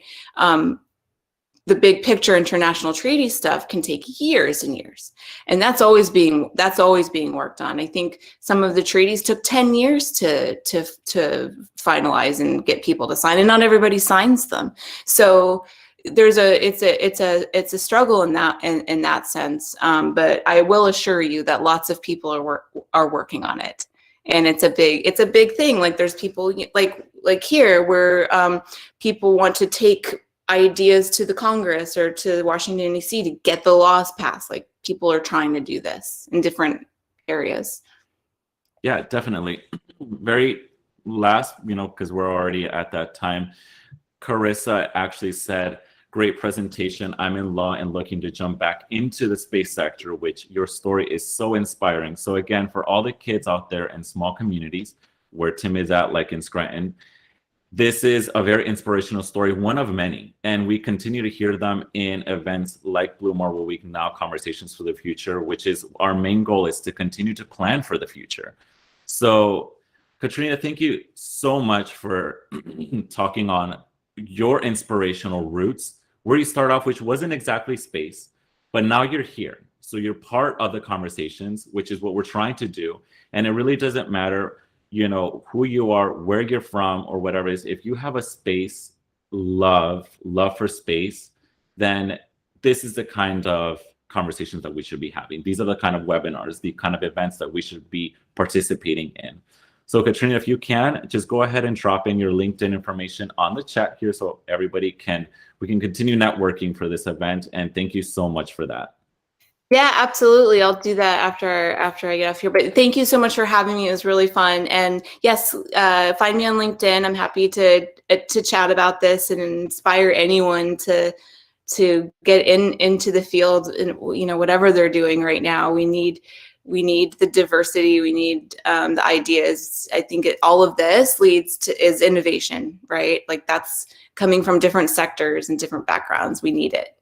Yeah, definitely. Hey, maybe one day me, you, and Nara, and a bunch of us will see each other at some Star Trek convention. So I count on it.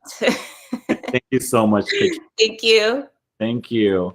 Up next, I actually have my co-host Lee Steinke, who is going to be helping me present our next speakers. Yes, that's 2 speakers, not just one. Lee, are you here? I think Lee was here. Yes, sir. Hi, Lee. How are you? Good. How are you doing? Pretty good. You look phenomenal, by the way. Thank you. It's been a great conversation so far. So fun to listen to. Very much so. So we're going to be presenting our next 2 speakers that are with us today. It is Laura Forsick and Jared Zambrano Stout. Laura is actually Dr. Laura Forsick, and she is the owner of space consulting firm Astrolytical, specializing in space science, industry, and policy, and offering space career coaching services. She is a NASA subject matter expert for planetary science missions and is also the primary author of Astrolytical, Explore, Flybys, and Orbit Analytics. Dr. Forsick is the author of Rise of the Space Age Millennials 2020 and is a frequent source for national news publications, major regional newspapers, and public radio. And we also have Jared Zambrano Stout. Mr. Stout is the Director of Congressional and Regulatory Policy at Meeks, Butera & Israel, a Washington, D.C.-based law firm that specializes in legal representation and legislative regulatory advocacy before Congress, federal administrative and supervisory agencies, and the U.S. federal and local courts in the District of Columbia. Mr. Stout has extensive experience working with federal departments and agencies, as well as research, science, and technology development programs within the federal government. He advises clients on a wide array of interdisciplinary aerospace issues, including the civil, commercial, and national security space sectors. Hi, Laura, and hi, Jared. How are you today? Hello, glad to be here. Hi, Leo. Thanks for the introduction.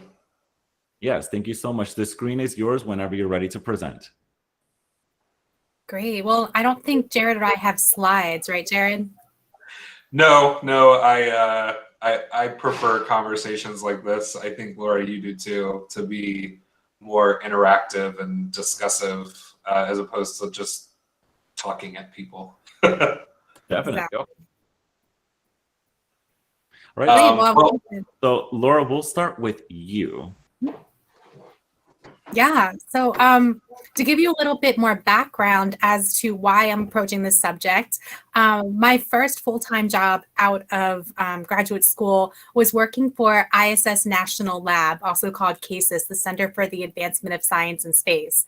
For those who don't know, the International Space Station was designated a national lab by Congress in 2005. And that's when NASA set out to find a partner institution, a nonprofit, to handle International Space Station payloads for the benefit of humankind on Earth. So when you think about space station, you probably think about NASA and all the great things that NASA does with human space exploration. I love all of their missions going out, looking outward. But CASIS was specifically designed to look inward and figure out how we can benefit life on Earth so that we can use the space station platform for the citizens who are paying for it, essentially. And so that was the job that I was initially hired to do, was to look at both people who already knew ISS existed and help them get their payloads through the process to decide which payloads to fly, because we want a wide diversity of science on space station, but also reaching out to people who did not know that they could do science in space. So that would be, universities, small companies, large companies, and especially like the pharmaceutical companies. I worked on the physical sciences side because I'm a physicist, but we had such a small science team that I really helped out on the life sciences as well. So that's where I really got exposed to a lot of the fantastic work that's done on space station. And then from there, realized that this is an invaluable asset. And so when I was working at CASIS, we watched this movie called Gravity, which maybe you've seen. It's a little silly, but we actually went out as a team and watched this movie, and I began to realize that space station really has a finite life. And if we want to continue to have a presence in low Earth orbit with humans, then we need to plan for the future. And that has been made ever so clear the past year or so, that the astronauts and cosmonauts on space station have been looking for these leaks. And it's not in danger right now, but space station will come to a finite end. And right now, US law has it at 2024. No one thinks that space station is going to end in 2024. It'll be renewed to probably at least 2028, probably 2030 or more. But it has a finite end, so we need to start preparing for the future. And the future is not a big government space station, at least not NASA's government space station. It's looking ahead to commercial space stations. So that's kind of a very brief introduction there about what I want to talk about. Off to you, Jared.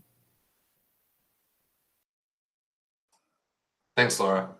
And thanks to the group for inviting me. I think when Michael first actually it was Laura that first contacted me. But when Michael reached out, I actually mentioned to him, I'm always happy to talk space with a captive audience. And I guess a webinar is probably about as captive as you get. So thanks very much for the invitation. I appreciate it. And Laura, thanks for working with me on it. So I guess the place that I'll start is my career on the Hill, on Capitol Hill. I started about 10 years ago. And I didn't actually expect to be in space policy.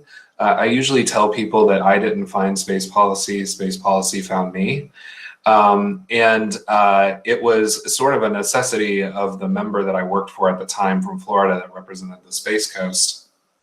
And it was right at the time that President Obama had decided to cancel the Constellation program, and Congress was kind of like working through that with the 2010 NASA authorization. At the same time that the planned decommissioning of the shuttle program was also happening. And so those two things sort of converged at the same point in time, and we ended up with a really devastating result for our space industrial base and our workforce throughout the country, but certainly in Florida. So space policy sort of became this huge deal to our office at the time when we didn't really coming into, she was a new member, so coming into Congress, I don't think she thought this was going to be the top thing she'd have to deal with. And so I sort of built a reputation on trying to figure out how are we going to transition the Space Coast to something that looked very different than it had for the last 50 years. And so when I think about the transition of the International Space Station and low Earth orbit, I really think a lot about that period in my life when we had it was somewhere on the order of 16,000 to 18,000 jobs that we lost on the Space Coast. And that, those are second and third order effects, right? Like you're talking about waiters and waitresses in restaurants that had to close down because nobody lived there anymore, or daycares that no longer had kids that needed to be cared for because the main caretakers weren't working. And so you have these like second and third order effects. I think when we talk about the transition of the space station, that's the thing that's in the forefront of my mind, is that we have this incredible workforce that is private in the case of the sustainment contracts with ISS and Boeing and all of their subcontractors, as well as all of the public employees at NASA at Johnson Space Center that have all this incredible knowledge about how to live and work and operate in space.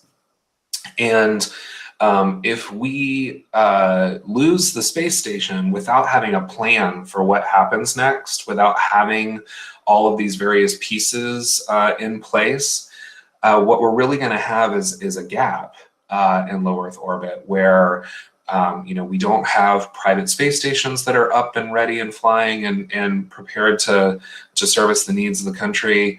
We won't have any government programs that are capable of doing that. And so, when we look at what happened on the Space Coast, it's really just now that we're getting to the point where that workforce has really been built back up, for human spaceflight on the coast. We're getting to the point where Artemis is going to start flying. So we've got those jobs that are there and those capabilities and that workforce that's there.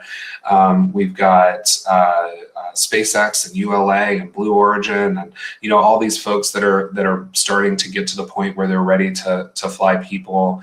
And so I think what my biggest concern is, and probably will always be until we get to a point where we've got a solid transition, is how do we make sure that our country's national capabilities, whether those capabilities are private or they have a public component or however we decide to do that, how do we get to the point where we've got stable capability there for low Earth orbit?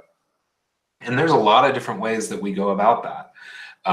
In the Trump administration, when I was the chief of staff for the National Space Council, one of the things that we did with Space Policy Directive 2 was we really wanted to force the streamlining of regulations so that the private industry had a lot more flexibility in launch and reentry. They had more flexibility in framework and stable regulations for things that were going on with like remote sensing and spectrum usage and our laws and regulations that deal with export controls. Like those things are sort of the starting building blocks from a policy perspective of how you put the pieces in place to get ready for a transition of this magnitude. And so I think the final thing I'll say in opening is that people should be aware, whether you're a space person or you're just getting into the industry or maybe you've been around for a while, we should all be aware of the magnitude of the shift we're talking about. The International Space Station, in many ways, has been one of the crowning achievements of NASA's human spaceflight program of the last 30 years. It has been this marvel of international cooperation. It has provided a whole new industry, right? If we think about all the companies that are working on space station right now, making money for customers, it's created this whole new ecosystem. And in so many ways, it has really been this fabulous experiment. for human spaceflight, for science in space. And what we're talking about is this tectonic shift away from this guaranteed resource to one where it's going to be driven by factors that have nothing to do, perhaps necessarily, with national needs or requirements. It's going to be much more about where's the money and where does it make sense to make money and how can I make money in space. And NASA, of course, is going to have requirements to do stuff in LEO, but is NASA willing to pay for those requirements?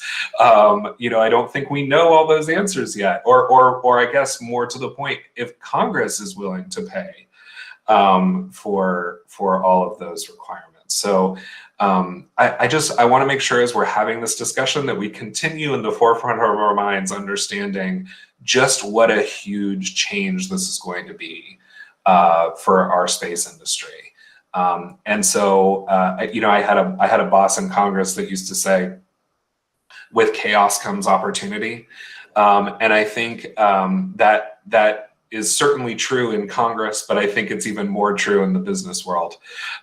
When there's a ton of chaos and change and transformation going on, it really presents a lot of very cool opportunities, I think, for the business community. So I think I'll stop there. And happy to answer questions or have more dialogue. And again, thanks very much for the invitation. And Laura, I'm so excited to be doing this with you. I think this is our first event together on a panel, so I'm excited. It is. I'm excited as well. And I want to one-up you because I not only think this is the greatest achievement, the ISS being the greatest achievement that NASA has done the past 30 years, it's one of the greatest achievements of humankind in recent years. And in fact, the International Space Station has been nominated for a Nobel Peace Prize for several years. It's never won, obviously, but that's just how monumental this has been, is bringing together, the US and Russia, which were very recently adversaries and still in some ways adversaries, along with several other countries. So this has been a really a great achievement for humankind. Yeah. I'm thrilled you brought that up, Laura. I wanted to ask about that. There's actually a new initiative just in the last few months to try to reinvigorate that Nobel nomination. It's a hashtag Nobel for the number again, just like ours, ISS. Can you guys talk just a little bit about that qualification and just how you would support that? Oh, I'm not qualified to talk about the Nobel Peace Prize qualifications, but I can say that this has been an effort, because when you think about how do you get two adversarial countries to work together as well as it has, and I myself am writing a book right now where I've been interviewing astronauts, and one of the interviews specifically by my former boss, Greg Johnson, who flew on space station a couple times, he specifically pointed out that he flew with cosmonauts. He was a fighter pilot trained to shoot down Soviets. And he flew with a cosmonaut who was also a fighter pilot trained to shoot down Americans. And they flew together and they made a very strong, unified crew up on space station. And that's just how these things bring us together. Is you could talk about the politics of these intergovernmental relations, and that leads to like the Lunar Gateway and how we're working with that, and the Artemis Accords and how we're working with that. But just look at what we've already done and how well that's worked out so far, and how much maybe space can bring us together in the future. Yeah, like Laura, I don't think I'm qualified to talk about the Nobel process, but I would add also that there are few, from a congressional perspective, there are few national projects that are foreign policy related that are not connected to war that Congress has been directly involved in regularly investing in. We could debate all day about why that is. But at the end of the day, the International Space Station is one of the few foreign policy projects that has had long-term sustained investment from Congress. And rightly so. It's as Laura pointed out, it's one of humanity's greatest achievements, and certainly one of this country's greatest foreign policy achievements. And Laura mentioned the Artemis Accords. I think that's a great example of an offshoot of what we built with the ISS, with the international agreement that the ISS operates off of. We start with that as a base, and we start with like, here's how we made that work, and then you build on top of that. And I think the Artemis Accords is an excellent example, Gateway being part of that, of where the United States has taken that that base that we developed with the International Space Station and said, hey, what other things could we add on top of that? I guess we'll have to see how successful that is. I know there's a lot of people working very hard on it. But I think that's a great example of where the ISS may continue even after it's gone. The International Space Station's operating agreements and stuff, all of those things, they may continue to add on to, what we built there.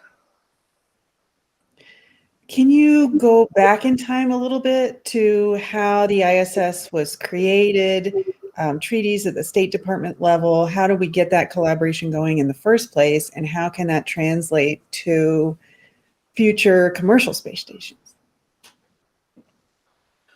I'll kind of start it off. So, a lot of our interests in working with the Russians on the International Space Station had to do with a foreign policy environment that it doesn't really exist anymore, right? So we had a very specific interest in making sure that other countries during that period of time were investing in peaceful uses of technology. And we wanted other countries like Russia to be investing in things like space station hardware, the development of science, civil science, and working with us on projects of mutual interest, as opposed to what the previous, in the period post-World War II, where there was this constant drive to develop technologies that would one-up the United States, or in the United States case, one-up the Soviets. And we had this opportunity to do a lot of technology and science development in a civil space atmosphere, where we knew what they were doing, they knew what we were doing. We had insight into each other's programs, and I think that built a lot of trust in a place where there wasn't a lot of trust to begin with. And the long-term effects of those decisions early on in the space station program, I think really it changed the way that our countries viewed each other in this, pardon the pun, in this space, right? Like, it changed the way that we thought about how we could work with each other and what types of things we could do together. And I think those effects, they still happen today, right? Laura was talking about the interview with Greg Johnson. I think that kind of way of looking at people that are adversaries but not necessarily enemies is a very different thought process than what we had spent, the end of World War II up until the fall of the Soviet Union, and then of course the post-Soviet era. And that again, I think that those building blocks have been a really great place for us to start in many ways. So, moving forward, that same foreign policy environment doesn't exist today, right?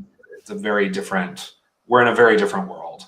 Russia and China have made multiple announcements recently about how they're working together, on a lot of various things. Geographically, it makes sense, but it is certainly an interesting development from a foreign policy perspective, that Russia sees that it has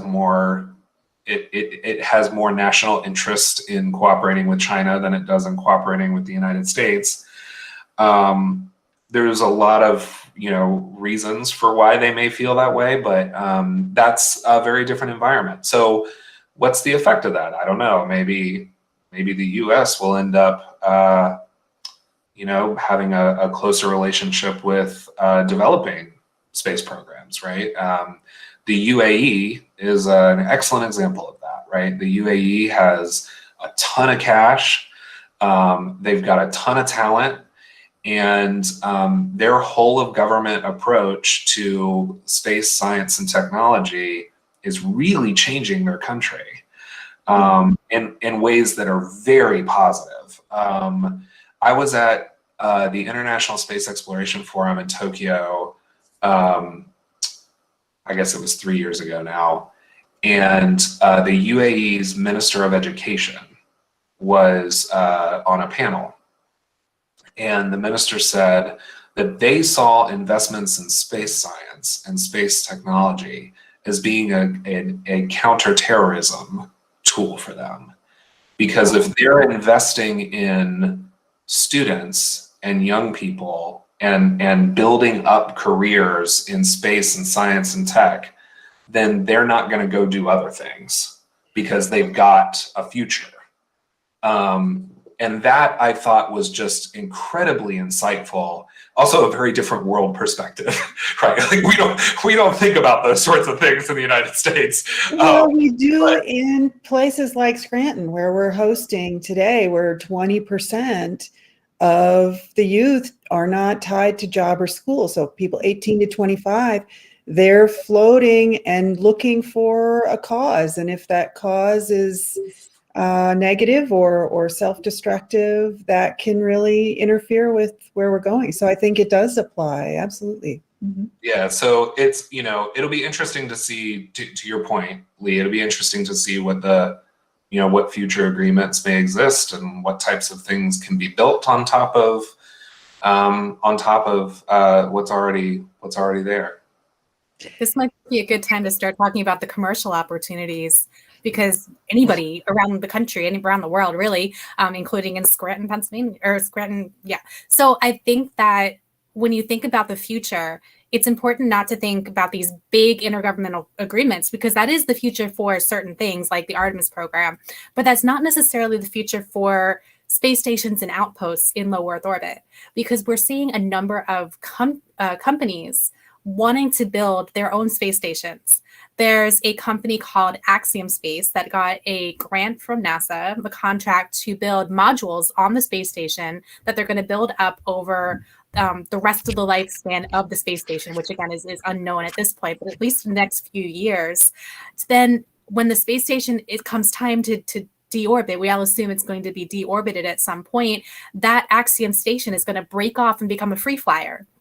There are several other ideas for free-flying space stations that commercial companies build. There's a company called Bigelow Aerospace that is doing something similar. Unfortunately, they've been sort of inactive for the past year or so. So we're just gonna have to see if they continue to be inactive or if they continue with their space station plans with inflatable space stations. Sierra Nevada Corporation is another one that wants to do inflatable space stations. NanoRacks is a company, I think one of the people spoke yesterday, they want to do repurposing of spent rocket boosters. There's a lot of, dead, empty rocket boosters that are up in orbit right now. And if you want to repurpose them, or in the future fly a rocket booster with the specific purpose of turning it into a space station, people have suggested, although SpaceX has not announced this, that Starship could do the same thing. So there's a number of companies out there that could be located anywhere in any part of the country that are working towards launching or helping to facilitate future commercial space stations. And those can be inherently international.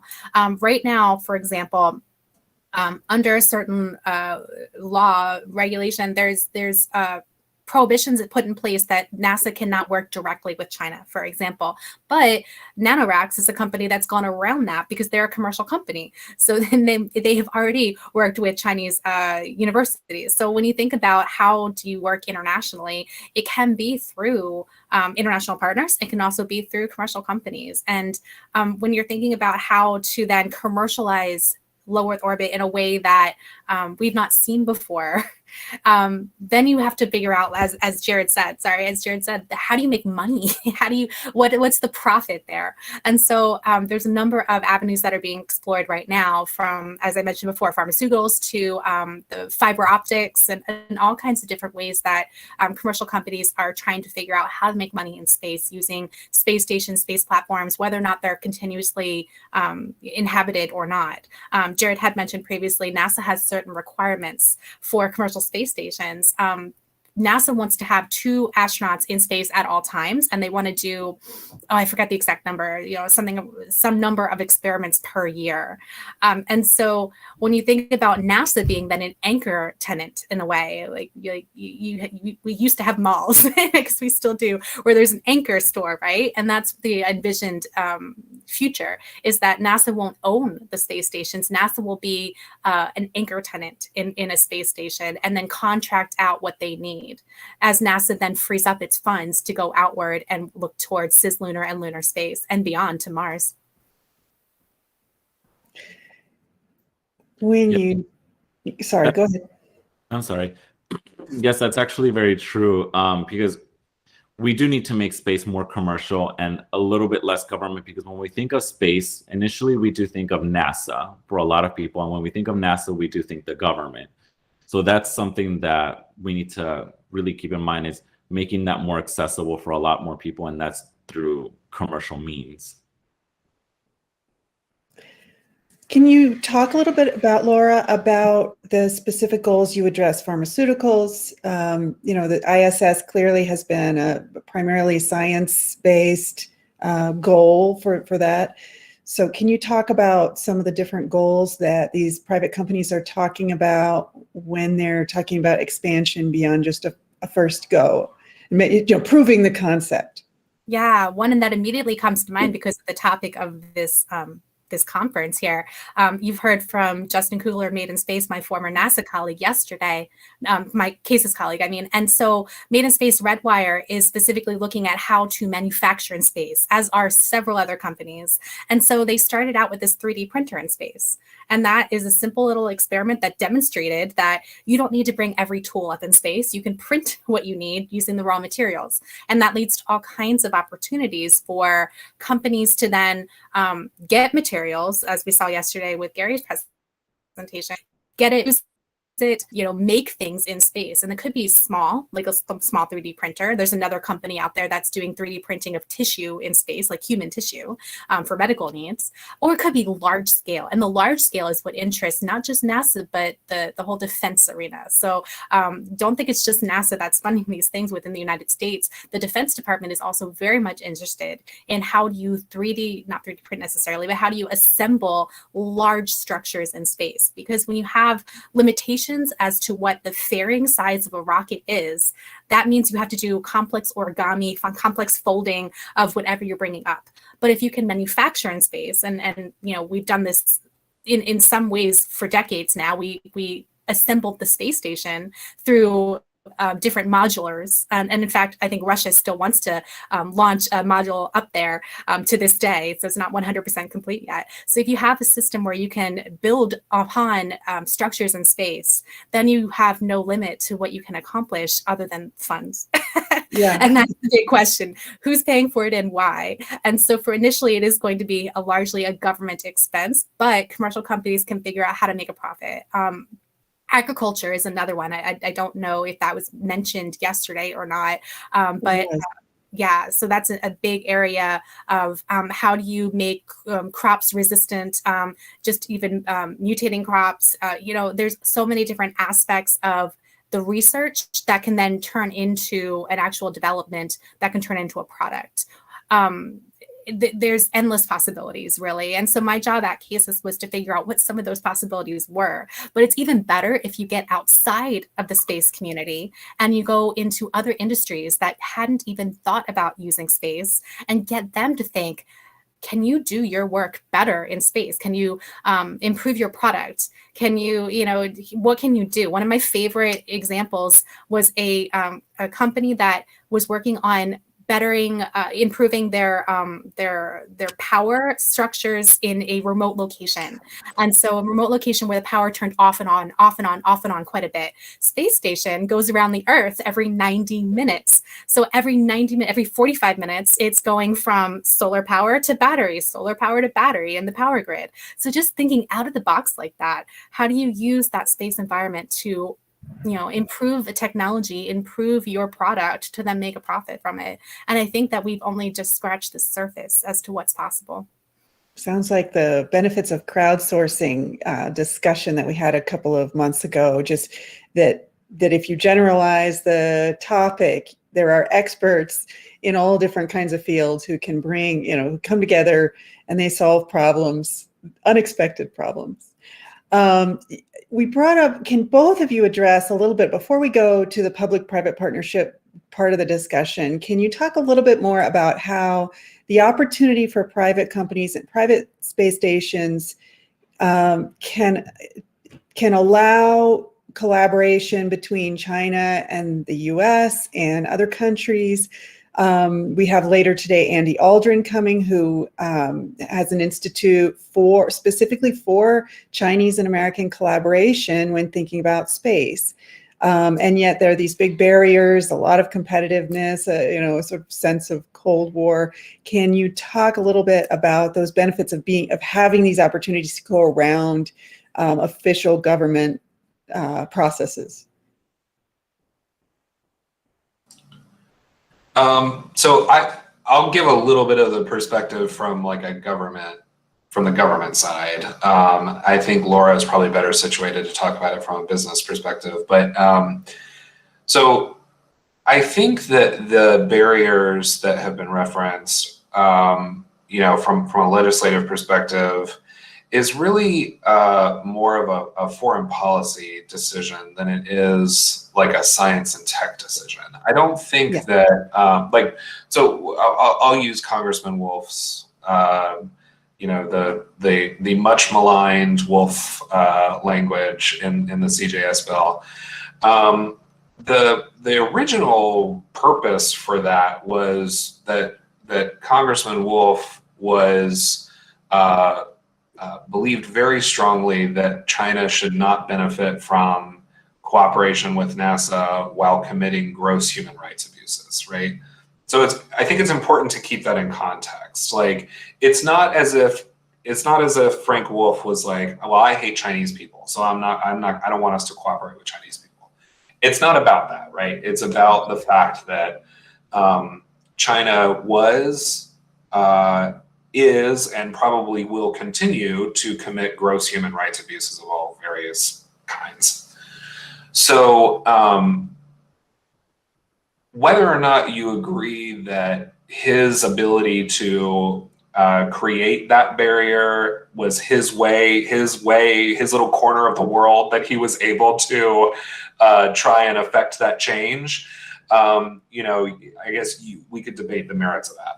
But I do think it's important for us to remember that was the motivation behind this. Now, when companies are looking at doing this, the US interest in a company's interaction with China is about protecting our national interest to ensure that the technology and the science that is done in this country as a direct benefit of our investments as a nation into those sciences and technologies is not co-opted by a government that does not have our same interests in mind. There are lots of ways you can do that. I think NanoRacks, Laura mentioned NanoRacks as a great example, right? They had very specific parameters for how they were interacting with their customer. They did a lot of legwork to make sure that the science was not taken advantage of. There were a lot of safety things in place to make sure that was done in the correct way. And I think, it's of course not uncommon for American companies to sell products to Chinese consumers.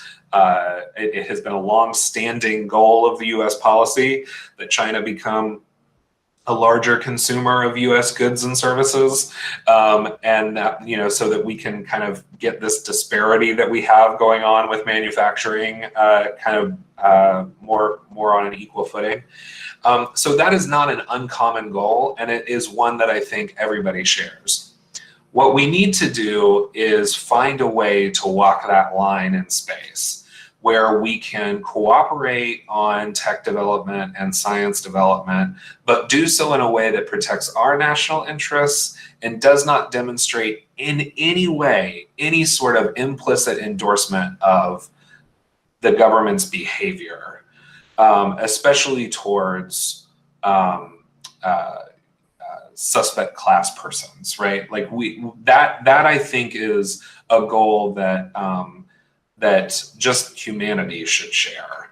And when we talk about working with China in, you know, for example, like doing lunar exploration or doing, you know, Mars exploration or any type of like human exploration, it's important for us to be the ones writing the rules. It's important for us to be the ones that are defining the parameters of what our values are going to be as we move deeper into space, if we're going to cooperate, because you know, Scott Pace is very fond of saying, my former boss is very fond of saying that I don't care if China's on the moon. Like, it doesn't matter if China's on the moon. It doesn't matter if China's in low Earth orbit. Like, if China wants to go do those things, then, and that's in China's national interest, then they're going to go do them. What I don't want is for them to be there without me there, because then they're the ones setting the terms. They're the ones writing the rules. And so what I think we've got to do is kind of find what that line is and walk that line in a way that benefits our long-term national interests, and make sure that we have that we are benefiting from that relationship. And hopefully, slowly, probably too slowly, helping to bring China along in the conversation to where they're thinking more about our values than perhaps values that they had been utilizing in the past.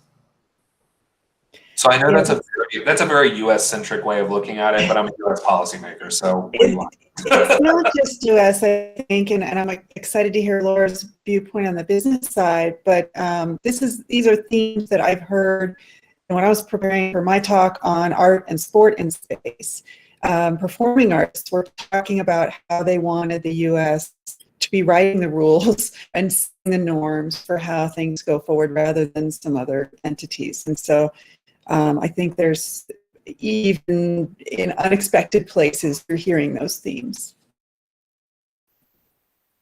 Yeah, I'd agree with Jared, actually. I think that it's very important to cautiously and methodically move forward on this path, whether or not you are government or commercial or even an individual. And so business doesn't get free rein here. There's always, you know, there's ITAR restrictions, for example. There's different regulations put in place so that it protects national security interests and it protects businesses. And you know, we do have to be careful, not just with the human rights violations with China, but also the cybersecurity and IP issues. So there's different things that businesses are very much aware of when they're working with not just China, but other countries. But China in particular is one to talk about because as early as this month, China wants to start launching its own space station. It had a small temporary space station previously, and now it wants to create a more permanent space station this year and next, starting with launches as early as this month. And China has already been in contact with international partners. Some of them are even partners of the United States. So when, for example, the European Space Agency and those countries, when they think about who they're going to partner with in low Earth orbit and beyond, they now have to think, yeah, we want to partner with the United States, but we also have this opportunity to partner with China.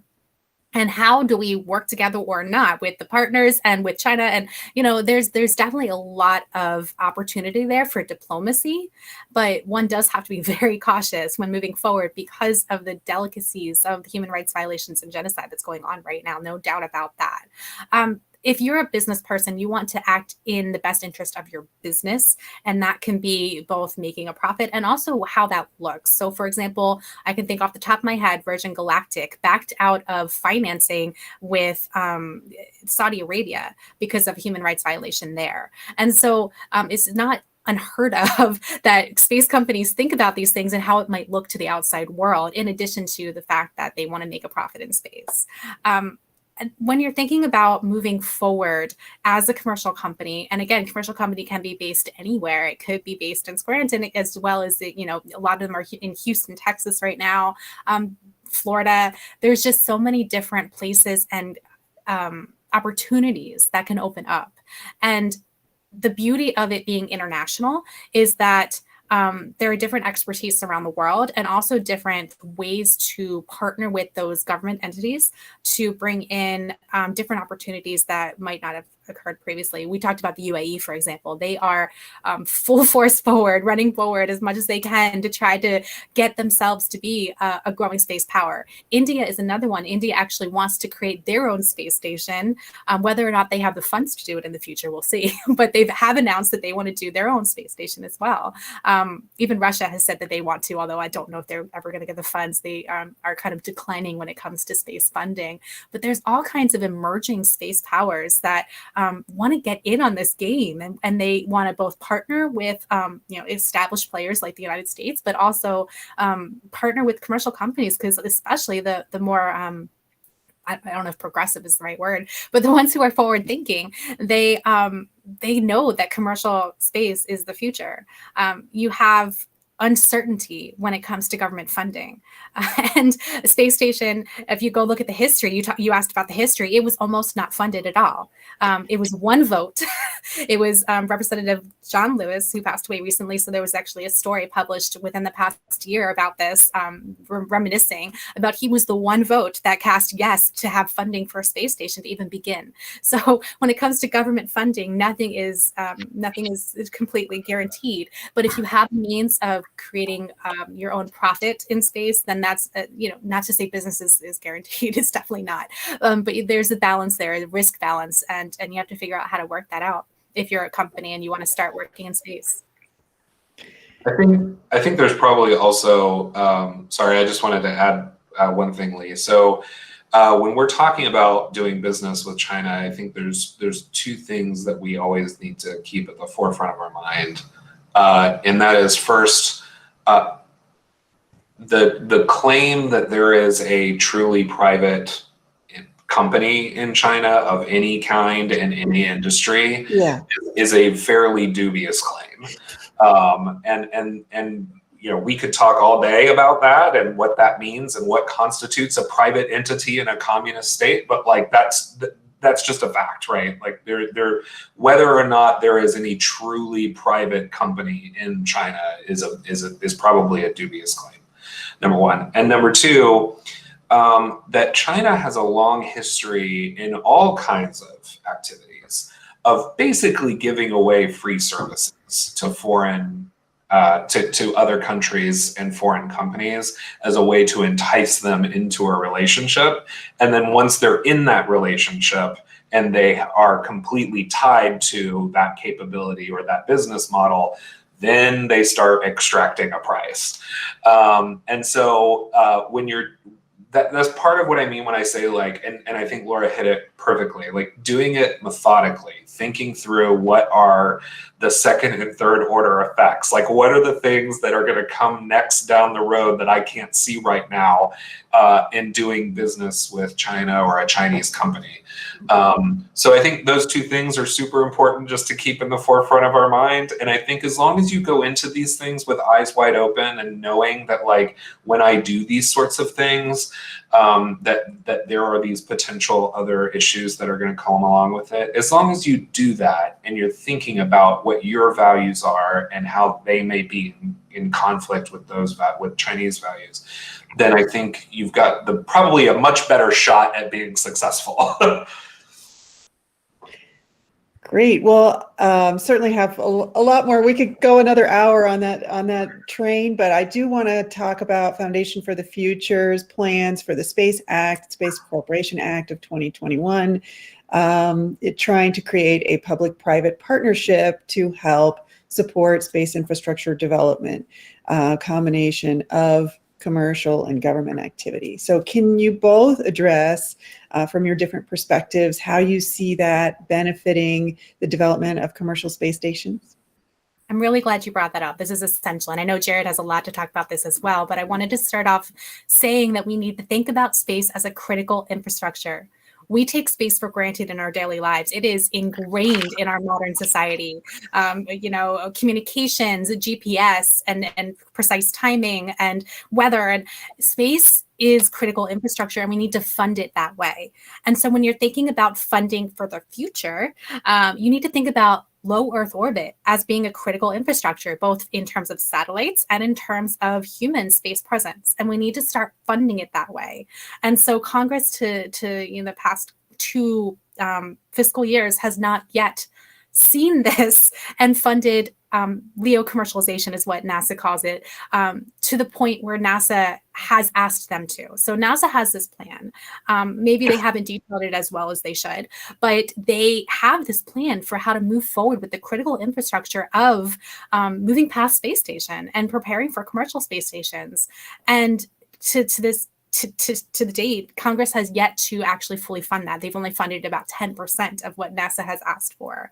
And Congress needs to really get on board, and maybe NASA is at fault too, to really prove that this is critical infrastructure that we really need to plan for now, because it takes a long time for companies to actually build things and to launch things. We know how delayed that can be. So unless we want a gap, like we saw the gap, Jared mentioned how devastated, and I lived in Florida as well, how devastated Florida was, the gap between Space Shuttle and Crew Dragon.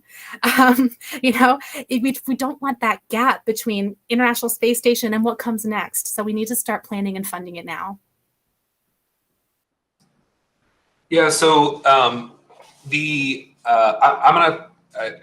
guess I'm gonna take this from a little bit different perspective. So the public-private partnership idea, like everything these days seems to be a public-private partnership. It is like it's like the buzzwords that everybody wants to hear.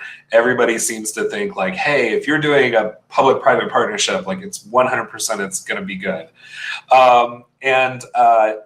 I think we need to probably spend a little bit of time as a community, as the space industry, thinking through what do we mean when we say public-private partnership.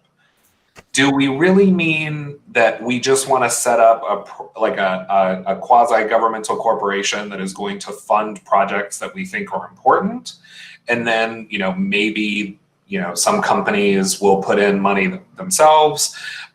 Do we mean that we need to have a hard 50-50, that like it's a dollar for dollar match, right? Like I worked in the Florida government, and when we would pass like infrastructure bills in Florida, we had a matching thing. Like if the county wanted to put in a certain number of dollars, the state would match those dollars, like $1.25 for every dollar they did, or something like that.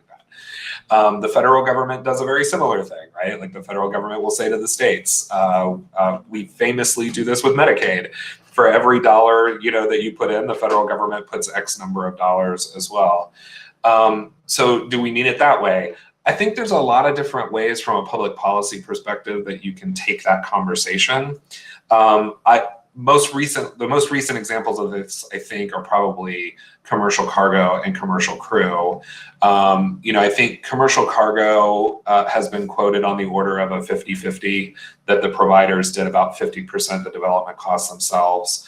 And that for some it's a little bit more. I think Sierra Nevada is probably more than 50%. I think Orbital ATK's original plan was probably less than 50% because they had to catch up after rocket plane Kistler got booted out of the competition. So it like fluctuates, but I think it's basically like 50-50 split. I think commercial crew was probably more on the order of like 80-20 because it's just so much more complex. And so when we think about private space stations, and Laura mentioned, NASA wants to have 2 astronauts in LEO like continuously. So peace, okay, like I get it. But long-term sustained eclipse in Leo is very expensive. It is very hard to do. And if we're going to have astronauts in low Earth orbit on private space stations for long periods of time, the investment into ecosystems that are capable of handling that type of environment is very expensive. And so we just need to go into it understanding that if the businesses don't have a closed business model for how they're going to support sustained investment in an ecosystem that can last for 6 months, then NASA's going to have to pay for the business case that doesn't close.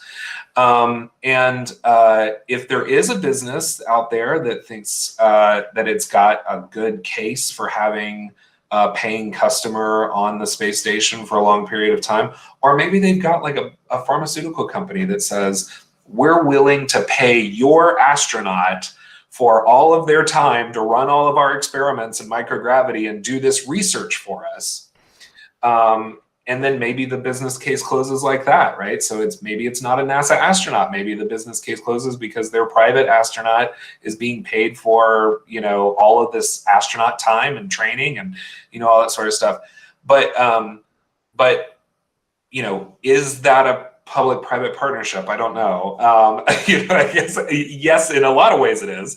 But from a public policy perspective, I think that we probably all need to spend a little bit of time thinking about what do we think is our nation's national interest in paying for the development of these capabilities, and does that line up with the business case? In places where it does, then I think that's great, and we should do that. In places where it doesn't, then maybe that really is more of something like a private capability that NASA could purchase a service from.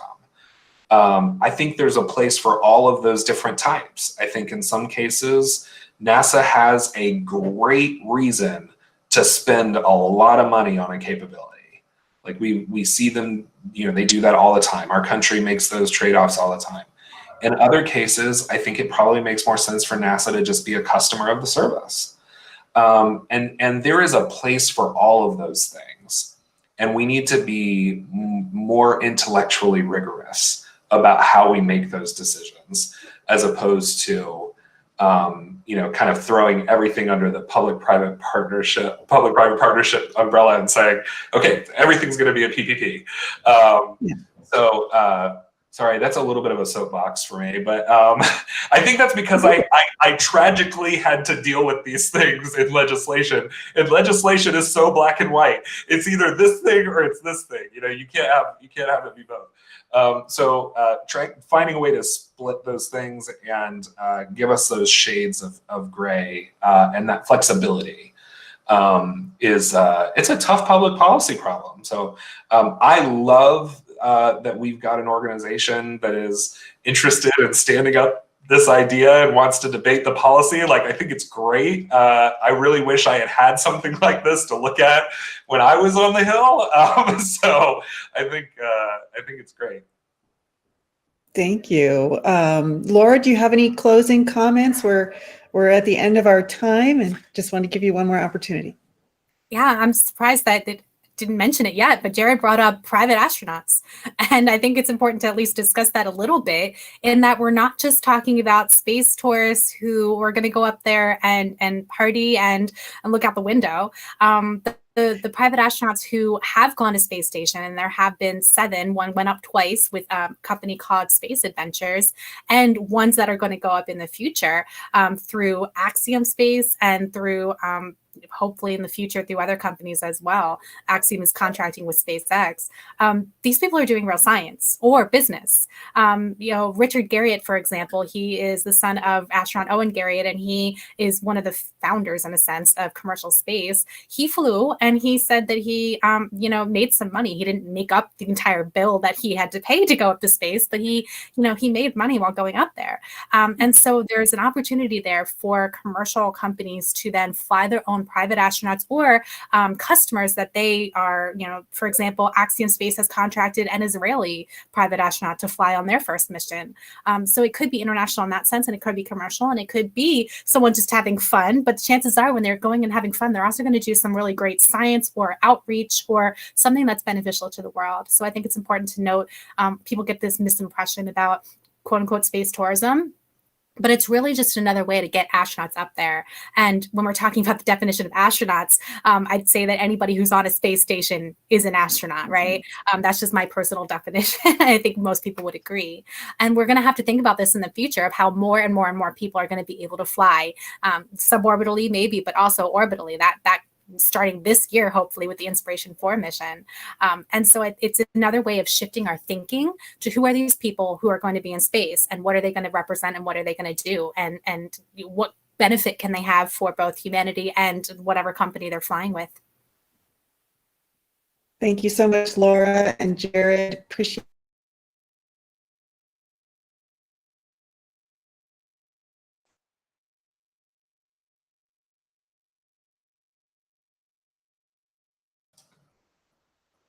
So Michael, it looks like we lost Lee. I see that. I hear that. I'll just say thank you very much to the group for inviting me. This was a really fun conversation.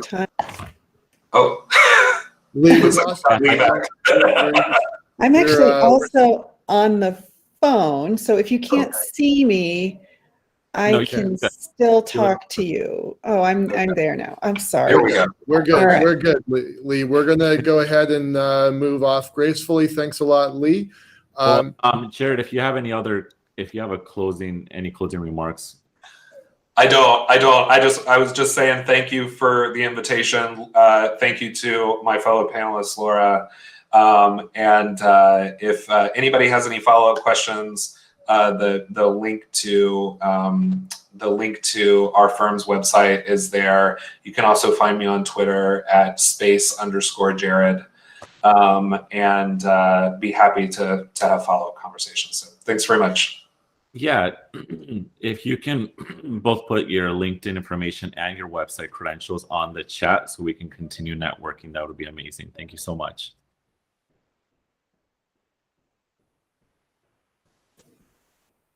Okay, and Thanks, Laura. Back over to you. All right. Thank you so much, Leo. All right. Next up, we have Dr. Andrew Aldrin. He's currently the director of the Aldrin Space Institute at Florida Institute of Technology. ASI is a multidisciplinary institute created to advance commercial space development. Dr. Aldrin is also director of the ISU Center for Space Entrepreneurship at Florida Tech and the Sino-US Space Policy Research Center.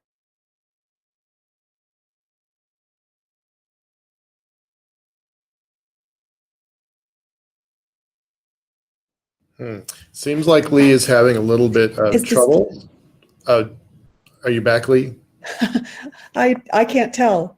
Okay, you are. All right. Here, let me mute myself on the. Let me mute myself here so that you can hear me on the phone. Shall I start again? Well, we can hear you perfectly fine right now, Lee. I think it was probably just that little moment right there. Okay. So did I finish Mr. Aldrin's introduction? Give it another shot. Okay.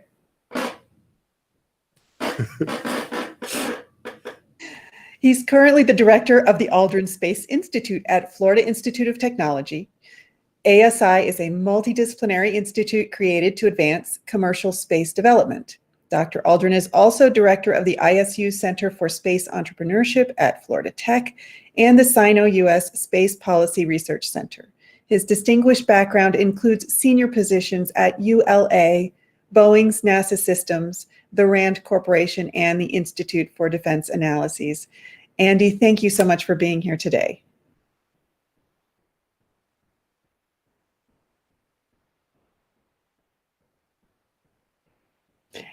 Andy, you may be on mute.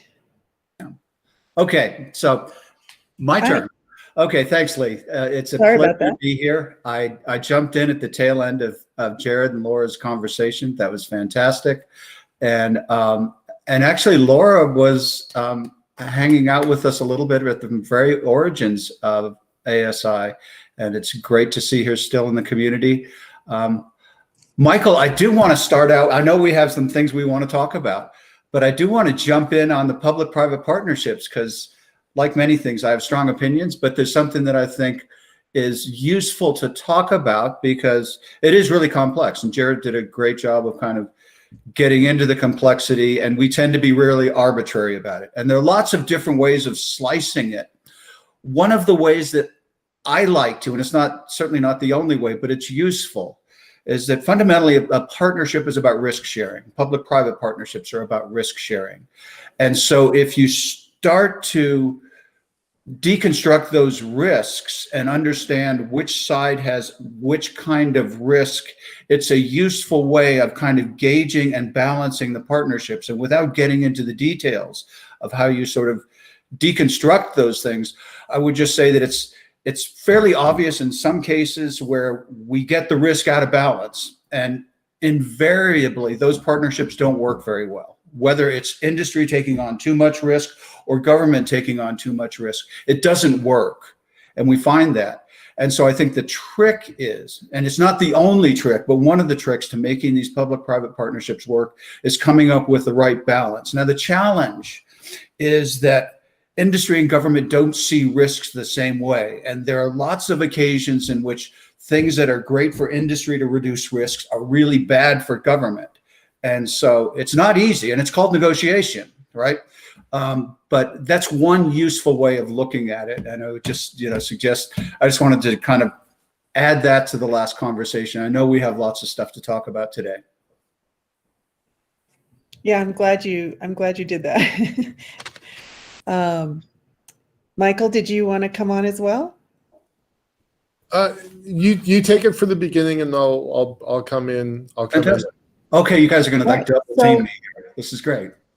So earlier in the conversation with Laura and Jared, we talked about the Sino-US Space Policy Research Center, the difference between how governments treat interaction with China and how commercial companies can do so, and the pros and cons there, and the different reasons for taking on different types of risks in foreign policy.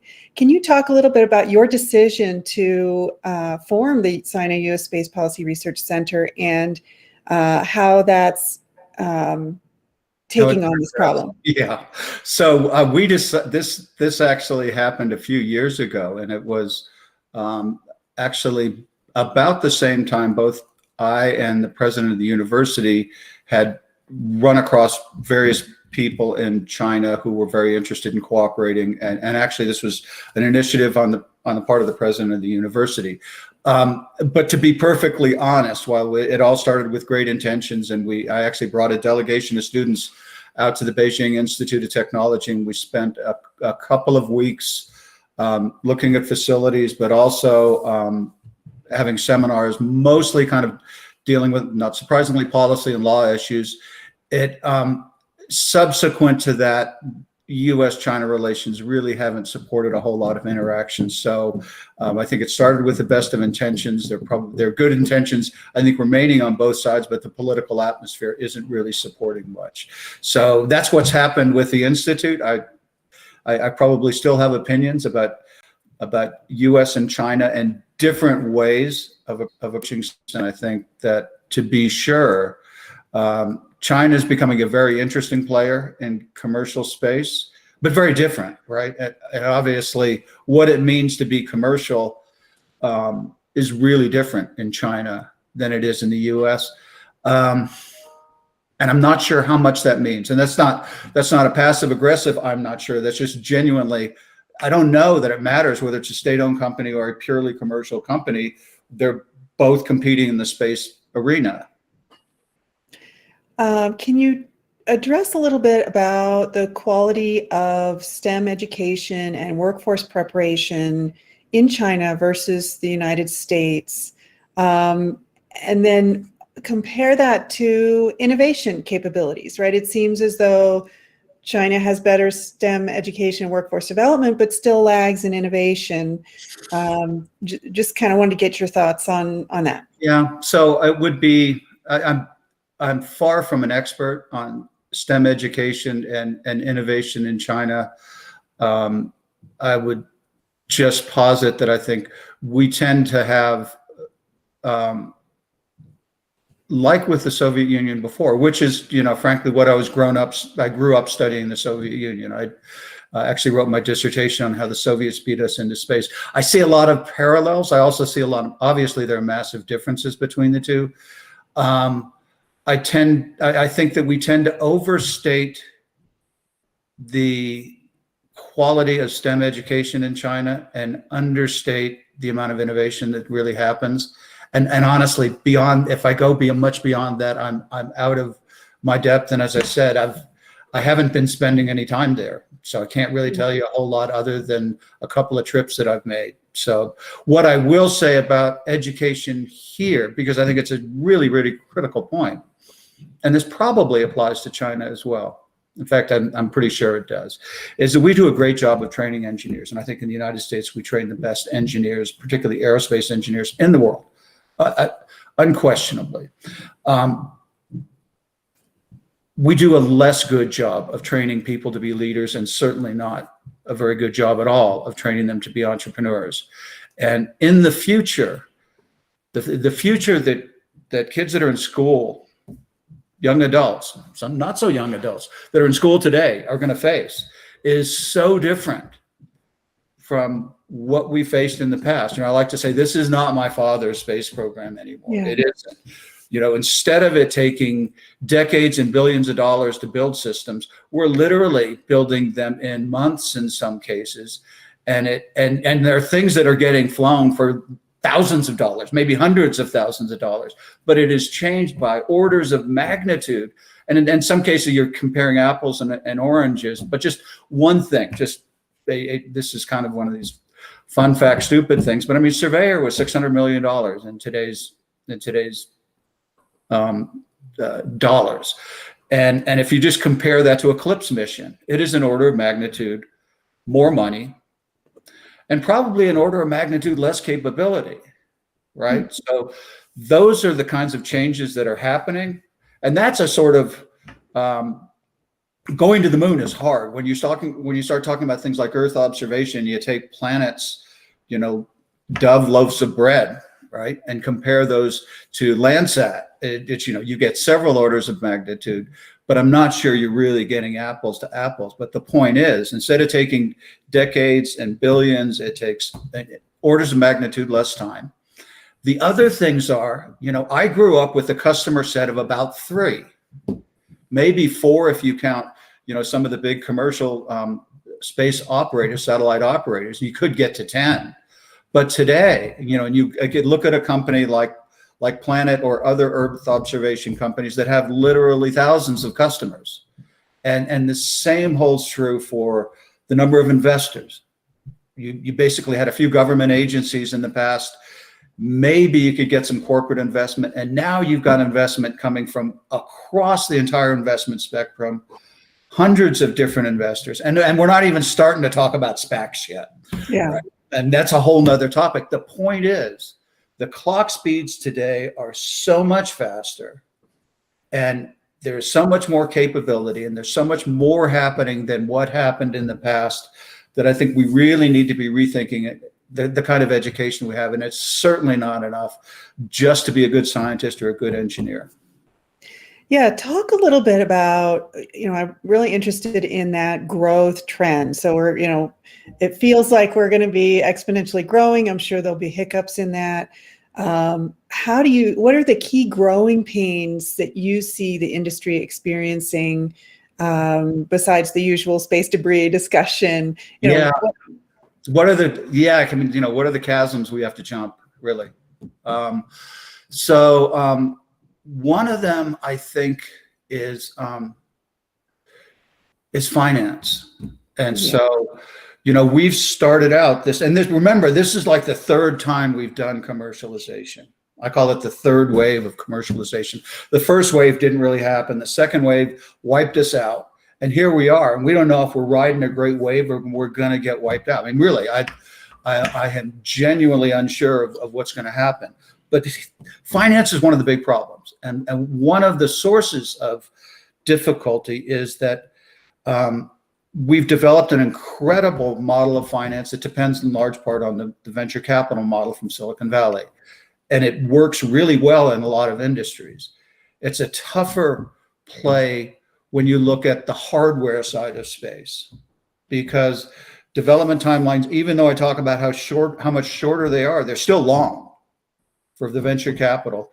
The expectations of profitability in aerospace industry, and if you just look at aerospace industry, and if you're doing 10% margins, that's awesome, right? But most of the venture capital models need you to be generating 40 or 50% profit margins, operating margins. And that's hard to do in hardware. I won't say it's impossible. I've just never seen it yet. Okay. And so that's a challenge. It's less of a challenge for the application side of it. I think the application side of it works well with a venture capital model. But if you start looking at that model, when you're talking about hardware, it's tougher for most companies. And so that's a big challenge. And I think the disparity between hardware and applications is another thing that worries me a little bit, because I see most of the money going into the application side, and I worry whether the applications are going to outstrip the hardware, the infrastructure that we really need in space.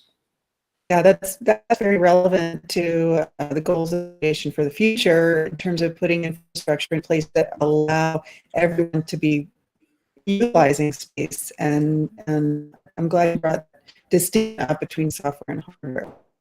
Can you talk a little bit about the goals of the Aldrin Space Institute and just educate us on that? Mm-hmm. So ASI was formed primarily to, the first driving force was human exploration of Mars. And of course, that was my father's passion. And so we did a lot of work looking at cycling architectures, which was really, it's a super innovative architecture. Mars is not as popular now. And one of the things that we're doing right now is we're producing a volume on lunar habitats, which looks at, and Peter Eckert, who actually wrote, I think, one of the kind of foundational books and a couple of editions on lunar habitats, is kind of leading that. But we're putting together a Springer reference volume, which will have, we've got 50 authors working on it. It'll be about 1,000 pages. We hope to have it out this year. And so that's one of the things we're working on. But really the core of what ASI is doing is really embodied in the Center for Space Entrepreneurship. And so what we're doing at CSE, it's kind of, I'll say it's two things really. First is education. And so the core that we were built on is, it's a summer program. It's a graduate program, which is part of the Florida Tech catalog. So it's the same courses that you would be taking in a normal semester. But what we do is we put 4 different courses together to create a certificate. And the idea is that students that are working on an MBA, a master's in aerospace engineering, we've got an education student coming in this year that are working on a master's degree can get, it's literally, we do an entire semester of work over the summer on space. And so it's their classes in policy and law, commercial programs, really markets, entrepreneurship, where you develop a business concept, and technology and systems. And our faculty, I'm the only Florida Tech faculty, and I teach policy and law and markets. Greg Autry teaches the entrepreneurship program, and Angie Buckley and Chris Welsh from International Space University and Aerospace do the technology and systems. And we have about 20 speakers come in. This kind of, one of the great things is by doing it last summer, we learned that we can have the speakers and line them up for exactly the lecture that we want to have them come in. And that was a great lesson for us. But so you get a lot of interaction with people outside. And this past summer, we had a great program. We're really looking forward to our next, this summer coming up. We've got a lot of students signing up. The other thing we do is research. And so we're working on a series of studies with the FAA, looking at commercial space industry emergence. We've got the two biggest studies are looking at the emergence of the small launch industry and the emergence of satellite constellations. And what we're doing is we're trying to take the rigor of academia and good academic theory, good data gathering, and bring that together with the practitioners, which I'm really more of a practitioner than an academic, and try and do something that takes a step beyond, kind of well-informed punditry, which is what sort of substitutes for analysis, to be honest, in the space industry, not to mention a lot of other industries. But we're trying to take it another step and pull together real databases, event databases that people can refer to, as well as basing what we're doing on good academic management theory. So there's that's a short version of what we do. That's great. It's interesting how you're anticipating the questions that are coming in on the chat. So just before you started to talk about the entrepreneurship program within your master's degree, Brian Hadley Reed asked, how does one teach entrepreneurship? It's not something you usually have in school. Can you talk, you're at the university master's degree level when people, might actually start companies. Is there something more earlier in the educational system that you would see benefit, where you find gaps in the students that you're interacting with at the graduate level where they could have covered some of that earlier? So first thing is, there are a number of entrepreneurship programs that just sort of general entrepreneurship around the country. And so that's not hard to find. I think we are the only entrepreneurship program focused on space. And Greg, to be honest, is one of the very few professors who is a no kidding bona fide academic who teaches space entrepreneur's. And a great guest on Blue Marble Week from a couple times ago. Mm-hmm. Oh, okay, yeah, I'm almost surprised not to see him on the screen right now. At any rate, so here, that part of it is, in the broadest sense, the most important thing that you can teach an entrepreneur that we don't is it's really critical to understand the whole ecosystem. And most people come in and they understand a technology, or they may understand a niche of the market, and they've got a thing they want to sell, and they're sure that that thing will attract people. And that's almost exactly backwards. I mean, what you need to do is, first of all, you need to understand the whole environment that you're in. And it's not just, it's not just understanding what the dollars and cents are in the market. Who are your competitors? Who are the suppliers? When are you competing against your own suppliers? What does a regulatory environment look like? Where do you get government support? I mean, one of the early myths of space entrepreneurship was, the sort of libertarian myth, I think, that the government was not where you wanted to be. Look, in the hardware business, there's a $400 billion space economy. About 87 billion of that economy is government, and government is almost all hardware. And the remaining commercial hardware side of the business is maybe $10 billion a year. And so 90% of hardware is bought by government. And if you're in the hardware business, you better be talking to government. So it's understanding the whole ecosystem. And part of the reason behind it is, most of the time, an entrepreneur goes out and they develop something, and it may be a perfectly good idea, but it's not what they end up doing. They end up doing plan B. And so investors are looking for, a great team of people that are really dedicated. They're also looking for people that understand the ecosystem, because they know the markets, is what they'll say, because they know whatever they're doing first isn't necessarily going to be the right answer. And the people that are going to be successful are the kind of people that understand the ecosystem better than their competitors and can find the market niche and develop products and services that perform tasks that people will pay money for, that customers will pay money for. So, that's kind of a long, drawn out way to talk about it. It's really important in entrepreneurship to understand the whole system. And so what we do in our program is really take a step back in a lot of ways and say, what we're not doing is what you do in an accelerator. We're not doing what you do in sort of a Canvas program, which is go out there and just charge, go straight forward, get your customers and do something. And that's great. And there are a lot of people doing that. But we think it's important to step back and go, look, if you guys are going to be successful long-term, you really need to step back and understand everything that's going on and what the dynamics are. And you don't just hang out a sign and have people throw $1 billion valuation at you, although that seems to be happening right now. But yeah, when there's euphoria over something like SpaceX and even Tesla carryover, right? The rise in Tesla shares, you can get blinded by the light pretty quickly and jump on board.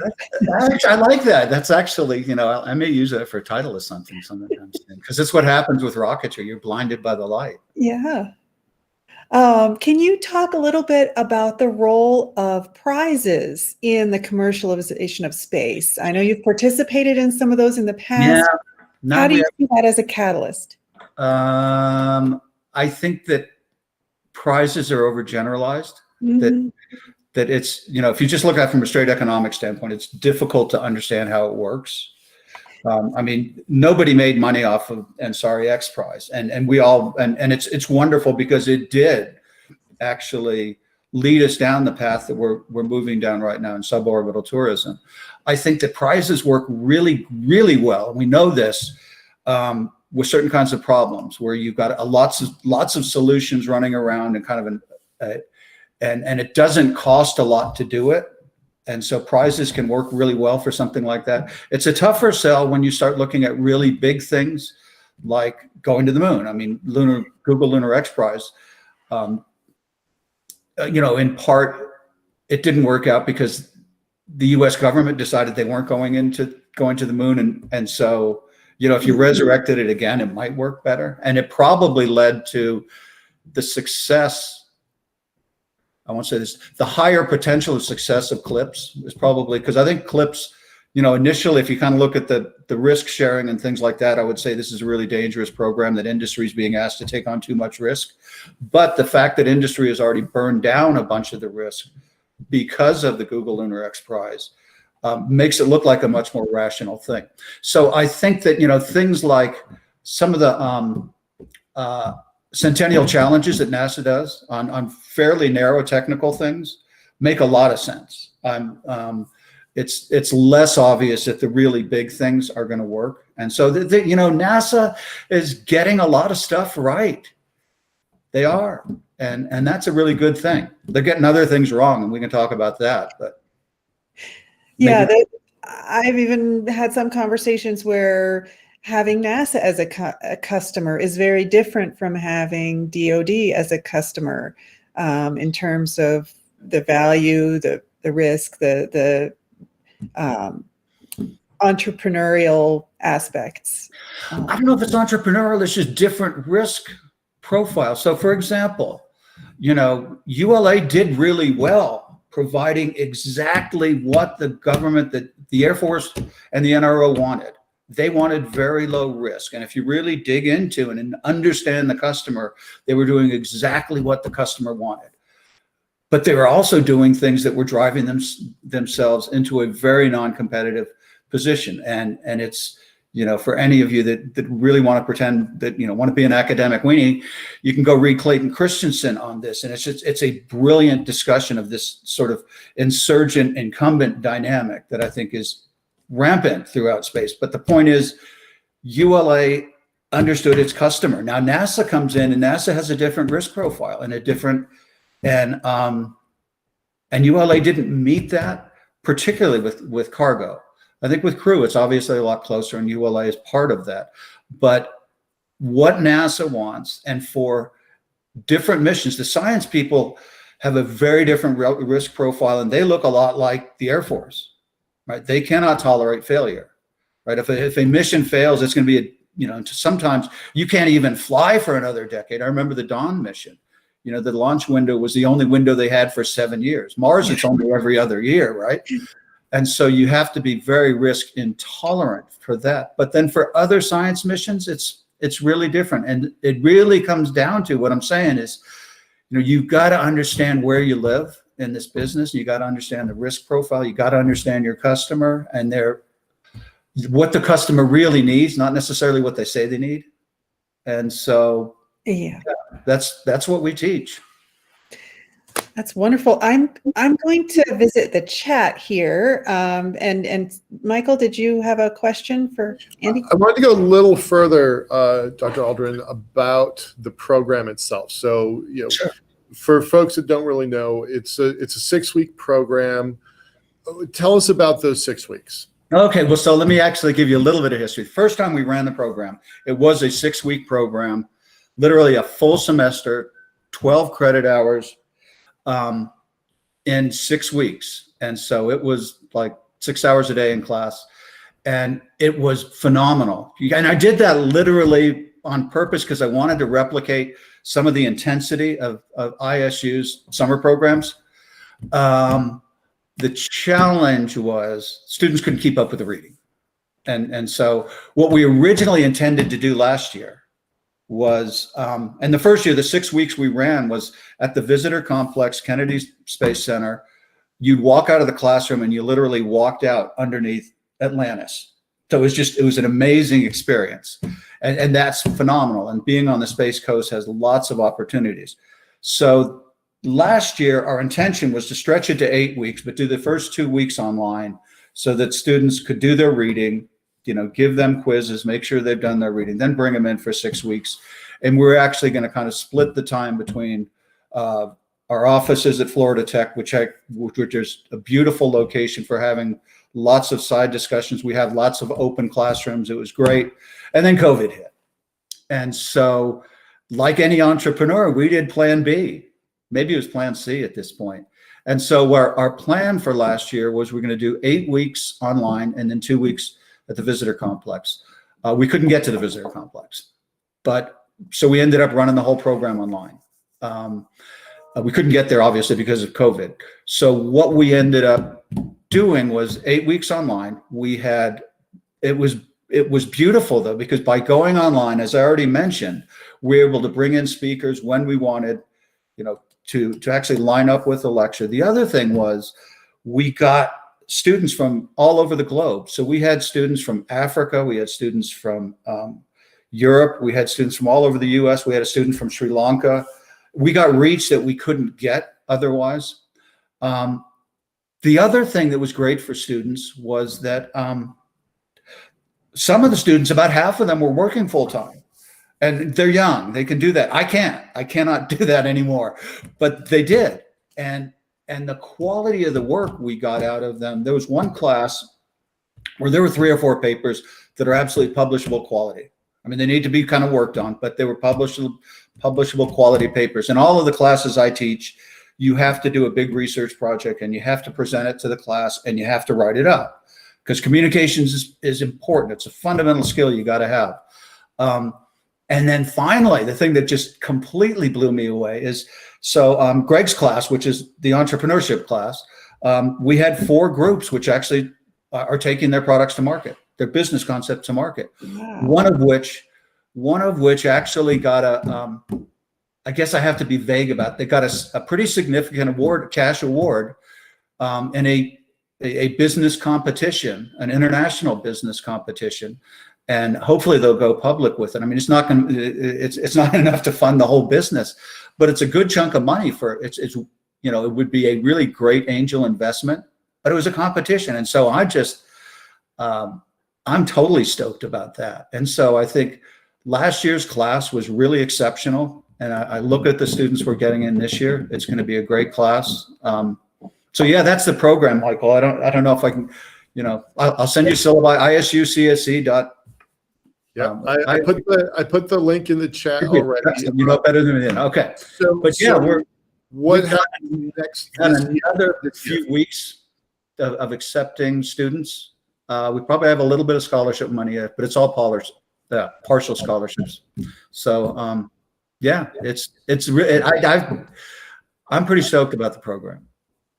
So is it going to be online this year? Is it going to be a hybrid? Are you thinking it's all going to happen in Florida? No, okay. So we think that we hit on a really good model, 8 weeks online, 2 weeks in Florida. Okay. So it's going to start on the 18th of May, and then we'll run most mornings. There'll be 2 hours, maybe 3 some mornings of, a combination of guest lectures and class. and it'll be synchronous. And we'll have other, group exercises and things that people can do on their own time. And then we'll come to the visitor complex for 2 weeks. We'll line up tours of the facilities. You can't have 2 weeks in Florida without a launch. So we'll put together some kind of event around the launch, which I think is a great opportunity, because particularly for entrepreneurs, because what happens at a launch is, all the senior engineers, managers, executives show up because they have to be there, because you can't possibly have a launch without the vice president of human resources there, right? And so they go to, and then everybody goes to the launch readiness review 2 days before launch. You go to the LRR, and if everything's good there, then you take a day off. And what we want to do is find ways of taking those people that are there for the launch anyway, and bring them together into just a really incredible sort of technical interface. We'll have students present things, faculty will present things they're working on, people that are coming down for the launch can talk about what they're doing, and just get people together that have, resources and problems with people that have solutions. And that's when innovation happens. It's a great opportunity in Florida that we haven't really taken enough advantage of, but it's a key element of what we did. The first year we actually got to see a Falcon Heavy at night. Oh, so envious of that one. I am very envious of that one. There is a launch which isn't quite lining up. You might have to stay for a little while longer, but there's another mission that's coming up with the Falcon Heavy. I don't know if it's at night yet, but we're working on that. It's time to start figuring out exactly what's going to happen for that 2 weeks. But the 2 weeks is going to be magic, because it'll be the first time the students have gotten together. Right. We're actually going to invite the students from last summer to come. To come and join us. And as I said, that was a phenomenal class, and they're looking forward to it. And they were, and I think it'll be magic. Well, I'm certainly looking forward to it. We're going to try to do a ISU Alumni Association event there. By the way, there's 2 ISUers on this call right now, and there was Katrina Malagrana from earlier this morning. Okay. Spoke about her ISU experience. So excellent. And I see one of my first year students on there. There's Alex. Oh, you do? Oh, great. Alex is on there. Alex, you have a question for me? I want to set me up with something. I've been putting links in the chat for everyone's reference. Have you? Oh, okay. Thanks, Alex. Yeah, you're welcome. Alex was one of our rock stars in the first year. Right on. Well, you're inspiring more than just graduate students here. We've got an 11th grader from the Philippines who is interested in enrolling in the Aldrin Space Institute, KL Waters, and also Adrian Kazo-Makadengdeng. Both are a little younger than your typical demographic and really excited about the space industry and wanting to get in. They're also in the comment. Sorry, go ahead. Okay, so pay attention. There's more to come that will work. And also I should point out that I run the Aldrin Family Foundation, which is doing K through 12. We're mostly doing work in middle school, but we've got some really exciting programs coming out, one of which is sponsored by NASA, which is just going to be a really cool combination of really compelling videos with great lesson plans that are going to be, as I said, it's kind of directed more towards middle school, but we've got a lot of stuff coming. Well, talk about that for a second, right? Because we just had Dr. Lance Bush 2 months ago, Challenger Center, also an ISU alum, right? Yep. To come in and talk about his programs, and you weren't on the call when the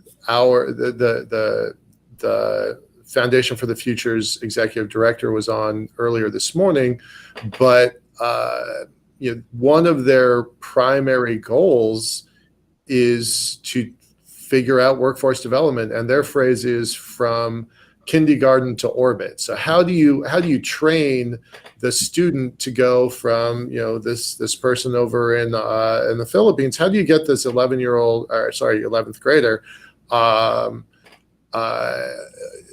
to be a space professional, however they define that, right? So please talk about that. Yeah. So first thing is, it helps if you get them sooner than 11th grade. Okay. I mean, I think we're okay. I think anybody who's on this call is probably on the right I think path. they're right, and in a sense, they're not so much the audience for most of what we do. So our primary programs are built up on the idea of bringing the inspiration, the excitement of space into the classroom, but into the classroom, right? We do extracurricular stuff, but we like to make it something that is part of what the teachers are teaching to meet the standards that they need to meet. And it's not just STEM standards. It's also, we've got programs that we work on English language arts. Mm-hmm. And the fundamental thing is we've got these giant moon and Mars maps. And so we're putting the kids on the moon and Mars. And I'll talk about Mars for a second. So the thing that's so great about Mars is, because when we talk about Mars, we're talking about putting, maybe 50 people, some kind of a habitat on Mars, which is biologically more or less self-sustaining, but a permanent habitat. Sort of think about like the Emerson Scott Station at the South Pole. Not a million people like Elon, but 50 people that are there. But it's more people than you can really take there and bring home on a single mission. So they're going to be there for a long time. And if you're at Mars for a long time, you have to do everything on Mars that you do on Earth. But if you're doing it on Mars, it's a lot more exciting. And so, I mean, I joke that we can teach plumbing on Mars and get kids excited about it. Yeah. And so that's what we do. And so we've got our own lessons and things that we provide to the teachers. But typically what happens is we'll sit down with the district leadership and work on our programs to match what their standards are. Because every district, particularly the big districts, kind of have different ways of meeting standards. And so we work with them so they can bring it into the classrooms. And so the teachers can get excited about it. And when you let the teachers do things, amazing things happen. I'll tell one great story about this, which is we have a small district. We're actually in three of the largest districts in the country, but we're in a district in Cherokee County, South Carolina. It is 95-ish% free lunch, which means it's very underserved. Yep. It is very, very diverse. And we brought programs into third grade classes, and we had the help of Clemson University. Typically, we'd like to get, some kind of a local university working with us. And they work with the teachers and the kids. And we have nine different schools that in third grade that had the programs. And they kind of got together and they said, well, let's colonize Mars. And each one of these schools chose a location based on different things, different requirements, whether you're looking for life, you're looking for water, whatever. And what they came up with was like an intercolonial trading regime. And not only that, but they ended up talking about interplanetary relations. It was amazing. And I joke with my educational director that I could put him on that, and it was a brilliant guy. I could put him on that map for a week and he wouldn't think of what the kids came up with. So, right.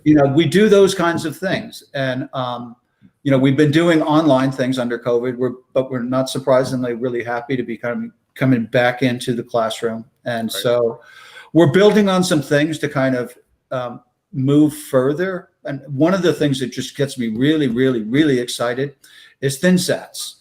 And, there's a school we're working with in the UK. Sir, can you describe ThinSats? Because a lot of people on this call don't know what that is. Okay. ThinSats are basically a single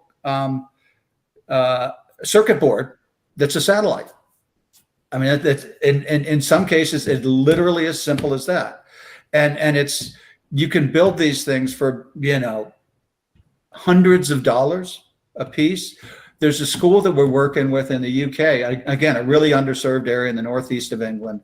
And they've got every kid in the class is actually building a satellite. They got hit by COVID, so they haven't launched them yet.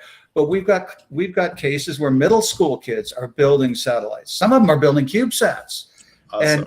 And so I'm looking at as like a growth opportunity. And there are people kind of working on these things already. But if you put together a multi-year program in high school where you start learning about space early on, and then you maybe in the first year you develop a ThinSat, but by the time you finish, And you can launch these things incredibly cheaply, right? You put 250 of them together in a 6U CubeSat, and all of a sudden the launch costs start to come down. But anyway, you end up with a competition, and some winning team actually gets to build and launch a CubeSat that's doing real things. And if you think about, keeping kids in school, what could be more compelling than the opportunity to say, look, when I graduate, I'm going to have my own satellite in space. Yeah. And so that stuff gets me really excited. I've been at this 20 years. I don't have a single asset in space that has my name on it, right? I mean, I can't even imagine what that would have been like for me as a kid. Yeah. All right, we have to wrap this up. I really apologize, because I would keep going with this conversation all day long. I'm going to turn it back over to Lee. We're going to keep that conversation going. Just so you know, in just this, 49 people on this call, you've got a sixth grade teacher who is teaching high capacity students, and you've got a professor from Cal Poly, and then you've got another nonprofit that's doing STEM education. So this topic wasn't what I had planned on talking about. We should probably bring it back just to do this one, but Sure. Super glad that you're here for this. Thanks a lot. Thank you very much. It's a really, really interesting time in space. It is. Okay. Lee, over to you. Thanks a lot. Thank you, Michael and Andy. Bye. Dr. Roger Launius is principal at Launius Historical Services. A distinguished author on aerospace history, Dr. Launius recently penned Historical Analogs for the Stimulation of Space Commerce and Space Shuttle Legacy, How We Did It and What We Learned. He served as a consultant to the Columbia Accident Investigation Board and presented the prestigious Harmon Memorial Lecture on the history of national security space policy at the U.S. Air Force Academy. Dr. Launius frequently comments on aerospace issues in electronic and print news media, as well as on NPR and all the major television network news programs. Dr. Launius, thank you for being here today. The screen is yours. Thank you. It's my pleasure to be here. I do have some slides which I will show you, assuming I can figure out how to do that. It's the bottom right-hand corner, says present now. I see it. And let's see if I can. Usually it's a window. You've got three options. While you're It is doing indeed. I've got it. Good. While you're doing that, I just want to let everybody know that Dr. Launius's paper that he's going to be referencing is live on the Blue Marble Week website. I'll post a link to it in just a moment. It's all you. Well, hi, everybody. I am Roger Launius. I spent a number of years working as a historian in various federal organizations associated with air and space. For a time with the U.S. Air Force, but beginning in 1990 as the NASA chief historian until I left there in 2002 to move to the National Air and Space Museum that's a part of the Smithsonian Institution in Washington, D.C. I hope that many of you have had the opportunity to visit that museum, and if you have not, that you will make it a priority sometime in the not too distant future. It's one of the greatest places to go. It is, as far as I'm concerned, a cathedral to air and space, and is a place that is remarkable for all of the things to see and do while you're there. So that's my unabashed plug for my institution. I retired a few years ago, and I'm now in Auburn, Alabama, but I remain active in these areas. As was mentioned, a few years ago, I did a monograph that is available online if anyone wants to read it, that looks at historical analogies, if you will, in terms of public-private partnerships. And we've heard a lot of talk this morning about those, and Andy Aldrin just made a lot of comments about them with much more detail than I could ever provide. But they are a useful way to look at how we might do things in space. And what I did was go back in history, American history, because that's the area that I'm interested in, and focus on how analogs have been used previously. Public-private partnerships go back to the very beginning of the United States. They come in all shapes and sizes. They have a variety of features. All of them at some are some sort of relationship, formal relationship between a government entity or entities and private sector activities of some type or another, maybe multiple, maybe one, but nonetheless, they are simply that. So there's been a lot of things that have been done in U.S. history to sort of develop areas that I think have some application when we're thinking about space utilization and space commercialization. I looked at about a half a dozen different areas in this monograph. I'm only going to talk about 4 of them, and only briefly. But the first one, and one that people focus on almost immediately, is the railroads of the 19th century. So, the steam engine becomes a reality just before the turn of the 19th century. It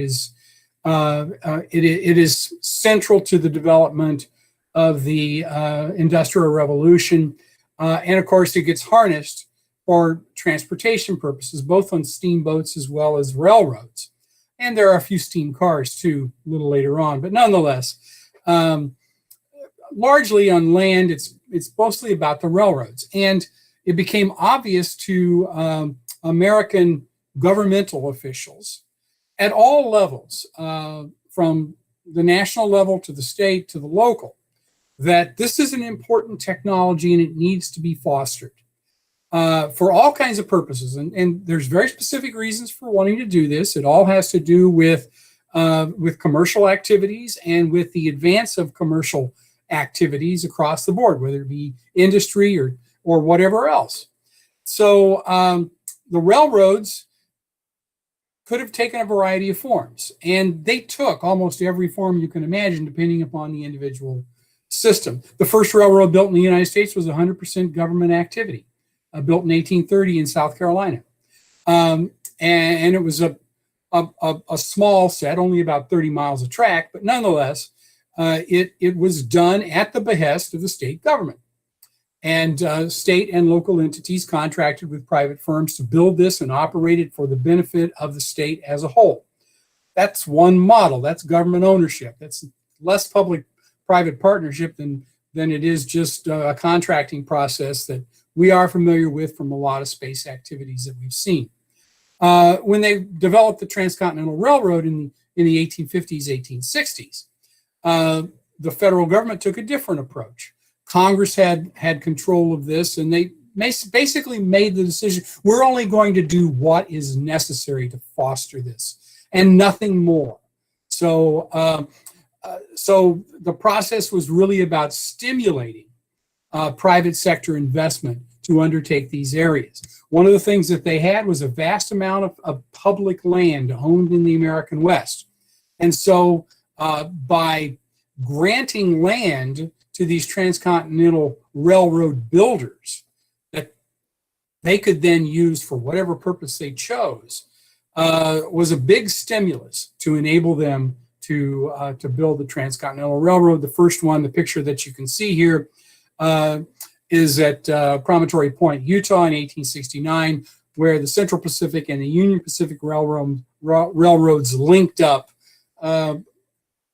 sort of in the middle of the Great Basin to create the first transcontinental railroad in the U.S. It was a useful model. It worked very well. There has been a lot of public-private partnership since that time for the building and operation of railroads as well. Some of those public-private partnerships, I will just add before I move on to the next area, had to do with Native American entities on tribal lands in which the tribe itself was involved in the public-private partnership to stimulate, once again, transportation into and through their parts of the American West.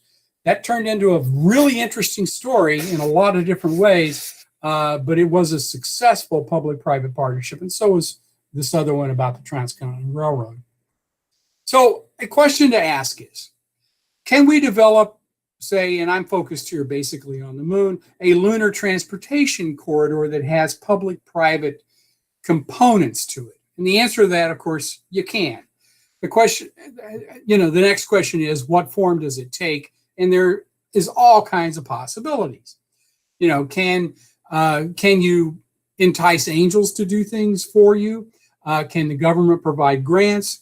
There's no land to grant, like was the case with the Transcontinental Railroad, but there may be other things, patents, other types of fees that might be turned into this guarantee of a certain level of support after the transportation corridor is created. Other things of value that might be granted to the entities that undertake these. And that may be as simple as things like spectrum that have to do with transportation or movement of data and voice to various places in this transportation corridor. There's a variety of possibilities, but the jury is out on how you might do this. Some of you may have thought through this in great detail and come up with good plans, and I would defer to you on those issues, but that is one way to approach it. The second area that I love to talk about is the commercial aviation industry and the larger sort of space transportation industry. So in 1903, the Wright brothers flew the first airplane in Kitty Hawk. You can see the picture here, one of the most famous images taken in the 20th century. And clearly, it was known immediately that this was going to be a major activity that would be engaged in by a variety of entities. And the government had a specific interest in this, largely for military purposes initially, but also for other kinds of purposes. And very early on, the U.S. Postal Service said, we have constantly been trying to figure out how we can speed the delivery of mail. And especially from the eastern part of the United States to the western part of the United States. And they weren't interested in letters that were being sent from a family member in San Francisco to a family member in New York, as much as they were the banking industry and the transportation of information that was necessary for commercial purposes. And every hour that you can cut in terms of that delivery system is money to be made. And so the Postal Service sponsored very early on, from the beginning of World War I, really efforts to advance mail delivery by airplanes. And initially, those were 100% government owned and operated. The airplanes, the pilots were government employees. The system that was put in place to do the transportation, the airports were government entities. Did it have to be that way? It didn't. And by the 1920s, there was a concerted effort inside of Congress to turn this into a commercial industry. And that was a fostering of it. There were other things that were done as well. But some of them had to do with national security, obviously. Some of them had to do with economic competitiveness. Some of them were just about pride and prestige, because obviously, if you can fly transcontinental without stopping, for instance, that's a big deal. If you can fly across the Atlantic, that's a big deal. And there was a lot of support for that. And of course, we all know the story of Charles Lindbergh in 1927, who flew the transatlantic flight without stopping between the United States and France. He did it as a private sector activity, but there was a whole lot of government support behind the scenes, which most people don't know about, all the way from technology development from the National Advisory Committee for Aeronautics, the predecessor to NASA, to the Weather Service and what they were doing to help make this happen, to the Navy supporting activities, tracking him over the Atlantic Ocean. All of those were a part of government activities investing in this particular fundamental activity. So commercial aviation has been fostered through a variety of entities. We now think of it as pretty much 100% private sector. And of course, it's not by any stretch of the imagination. Obviously, there are federal agencies dedicated to ensuring the safety of airplanes, to controlling the skies, to developing technologies necessary to advance these activities. And those are indirect investments, but nonetheless significant investments. Could go on and on from there, but let me leave it at that. Some of the same things that I've already just said is on this particular slide, so I won't go into this. Port authorities that were public-private partnerships in various cities built many of the airports that we now use today and are operated in a public-private partnership that may be successful or not successful depending upon how it's constructed and operated, but nonetheless are very real. So can we have a commercial spaceline industry? And I think we're already beginning to see that. The reality is that one of the things that, and NASA was brought kicking and screaming into this through the fostering of commercial space access activities, right at the beginning of the 21st century, which has yielded fruit in the last decade as SpaceX, Orbital Sciences, then Orbital ATK, now part of Northrop Grumman, have successfully developed commercial support systems to resupply the space station, and of course, just last year with SpaceX to ferry astronauts to and from the space station. And that has been a pretty remarkable activity. One of the things that has always struck me about low Earth orbit, when I was a kid, I'm old enough to remember this, when I was a kid, I watched 2001: A Space Odyssey, and I thought it was such a marvelous film in so many ways. And yes, it had to do with a mission to Jupiter and an encounter with alien intelligence and all that sort of thing. But what was most interesting to me was the activities in Earth orbit. So there's a launch of a commercial space plane that's operated by Pan American in those days on the film, which was a commercial carrier, very important in the United States for aviation history, that launches from Earth and goes to a space station. When you get to that space station, many of the entities that are there are commercial. The hero of the first part of the film calls back to home on an AT&T phone. He goes to a Howard Johnson's, which mostly don't exist anymore, but that was a pretty important restaurant chain at that point in time, and is engaged in commercial activities in low Earth orbit. When he goes onto the moon, that is a government entity.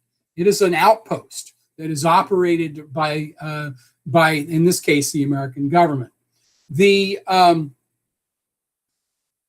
And that suggests that low Earth orbit had become a normal realm of human activity in this particular film. And what we've seen happen in the last 2 decades is that is more and more happening in real life. NASA has pushed back the frontiers of understanding about low Earth orbit. It's no longer an adventure to go there. We know what to expect. We have the technologies. We know how to develop more technologies, and we know how to use this activity or this particular realm to do things that are useful to us. And more of those activities in the future, I think, are going to be commercial. And I would like to think, probably everybody else agrees, that would free NASA up to do exploration, which is what I would really love to see it undertake.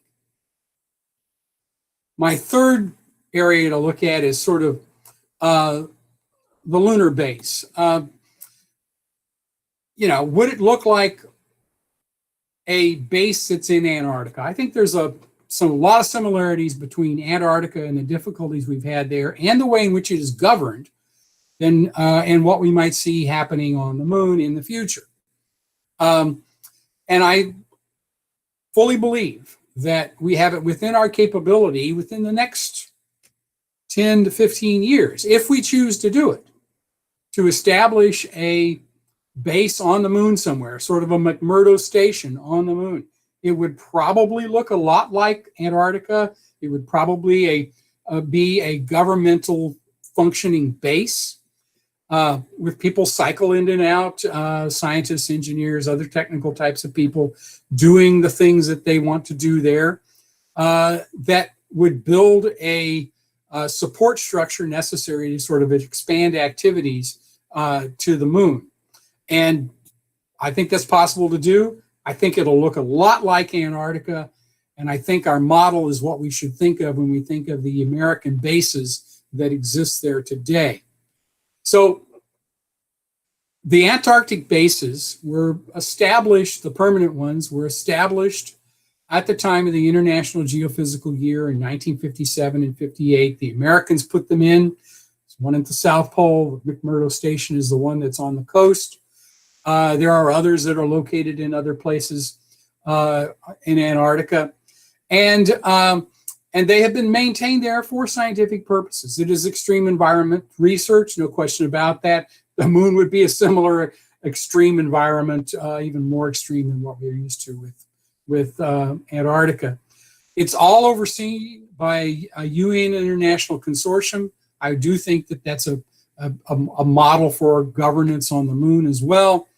But support of the base on the moon and the ones that the Americans undertake in Antarctica are done under contract to the National Science Foundation, sometimes with the Navy and the Department of Defense. And that is probably, I think, a model that we will see moving forward for a lunar base.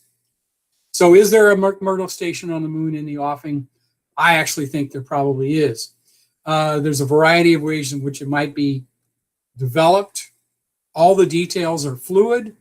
They can be struck in whatever way the entities that are undertaking negotiations would do so. I agree with some of the comments I heard earlier today about the International Space Station. When historians 100 years from now look back on the International Space Station as a moment in time, and of course the station will be abandoned at some point, probably deorbited, and no longer exist, that the fundamental takeaway will be not the science done, although the science has been significant. It'll be the international consortium that undertook that and how it was put together in the 1980s under NASA's leadership to build, and this was all involvement of the Russians in the program while the Soviet Union was still in existence, the Cold War was still on. And they were not a part of the program at that particular point in time, but American allies were, and it's the same entities that are today. You know, it was Canada, it was the Europeans, it was Japan, it was some other entities that have come aboard since that time that undertook this activity. And holding that together for the lifetime of this space station has been a remarkable feat in which an international effort, not about war, not about killing people and breaking things, has been able to be sustained over such a long period with the ebbs and flows of international relations and difficulties. I just think it is one of the most remarkable feats that we've seen in space, certainly since the moon landings. And I think that that's the future going forward as well. And that any sort of base on the moon, any sort of activity there will be a consortium, should be international, should be public-private, and should involve all the nations that want to be a part of the deal and are willing to agree to the rules that are put into place by the leaders in this. And by the way, let me just add one thing. I think the United States should lead the charge. And if it does not do so, somebody else will pick up the baton. No question about that. Okay, my last area that I want to talk about is the issue of tourism, and I'm struck by the national park experience there because I think that's a model going forward. So in 1916, Congress created the National Park Service. Now, there had been national parks established prior to that time, but they were sort of one-offs and managed in that particular way. This brought them all together, and the intent was to conserve our great natural and historic resources. And you can see the quote on the slide, by such means as will leave them unimpaired. Nobody had a full understanding of what the park system would become, but it is so critical to our lives today that I can't envision a world in which they don't exist. We can go all over the country, and obviously other nations have done similar sorts of things and created these pristine environments in which we can engage in wondrous outdoor activities. And there weren't any rules put in place for how the park leadership would undertake this particular development. They realized, though, that they wanted to have tourists, that it was important that that be a central feature of this activity. I mean, having a wilderness area doesn't mean a whole lot unless you can go there and experience it. But you also then have to maintain something of its pristine character. So how do you do that in a way that makes sense? And their approach was to create a series of public-private partnerships. The first thing they did was work with the railroads to develop transportation systems into the park boundaries. And later on, highway systems to do that, so that you can actually get there, because ease of movement is a key feature of tourism. They then worked with concessionaires to build hotels. You can see a picture of the Glacier Hotel built by the Great Northern Railroad as a place for tourists to gather just at the park boundary, and then from there they could go in and do various things inside the park itself. And over time, this has expanded. It has become broader. It has become a moneymaker for pretty much everybody involved in the efforts, and generally speaking, have been viewed as a great feature moving forward. So this is my last slide. Can we have a set of public-private partnerships, and how might they be structured to advance activities going to the moon? We could talk about Mars, we could talk about other things, but I think the moon is the one target personally I'm most interested in, but more important than that, is one that's reachable and doable in a lot of different ways. So with that, let me end my comments. I will take any questions anybody wants to provide, or if you want to take exception to anything I have to say, I'm happy to debate that too. So let me stop the screen sharing and bring my smiling face back up. Okay. Roger, thank you. Thank you so much for summarizing your book. There are some key points in your book. Really appreciate it, and very germane to the discussion we're having here. In your book, you talk about the uses and abuses of analogies in this type of approach. And I'd be curious, you've given some great examples. Can you pick 3 key aspects that should be included in any public-private partnership design that would be appropriate for space? Well, obviously there needs to be a meaningful role for the private sector. There certainly needs to be a meaningful role for the government, and it has to be advantageous to both, or you don't have an agreement. And a core question is, what is advantageous at any point in time? And and then I guess the second piece is the intention would be that these would be long-standing, that they may be subject to renewal and modification, but once you strike a deal, you would like to have that deal sort of be in place to carry out the activities. And if you're talking about something like a lunar base, well, that's something that you're going to establish, build on, modify, extend, do all of those sorts of things, but not end. Right. And in that sense, keeping it together over a long period of time. This is where the story of the International Space Station, I think, is remarkable, because how the partners have kept that together. I mean, we're not worthy, quite frankly. It is a truly remarkable story. And in spite of all the machinations and all the difficulties that have that the partners have had, and they've had knockdown dragouts. There have been events on the station where there's been sort of confrontation. Yeah. And not armed confrontation or anything like that, but nonetheless, arguments about how they were going to conduct business. But they've been able to work through all of that. And, some of the toughest problems have been with the Americans and the Russians. And at the time that the Crimea issue arose a few years ago, the head of the Russian Space Agency, at that point, NASA was relying upon them and Soyuz capsules to get astronauts to the space station. He sort of made a comment, probably flippantly, but there was a bit of a threat there that was, well, if you guys don't like what's going on, maybe you should just use a trampoline to get to the ISS. And it's a funny statement. He probably wasn't serious, but we sort of have to pause and think about that.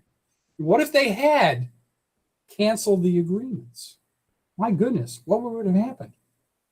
If we couldn't resupply the station, if we couldn't bring astronauts up and down, we just have to abandon the thing and leave it to somebody else. Could have been serious. Anyway.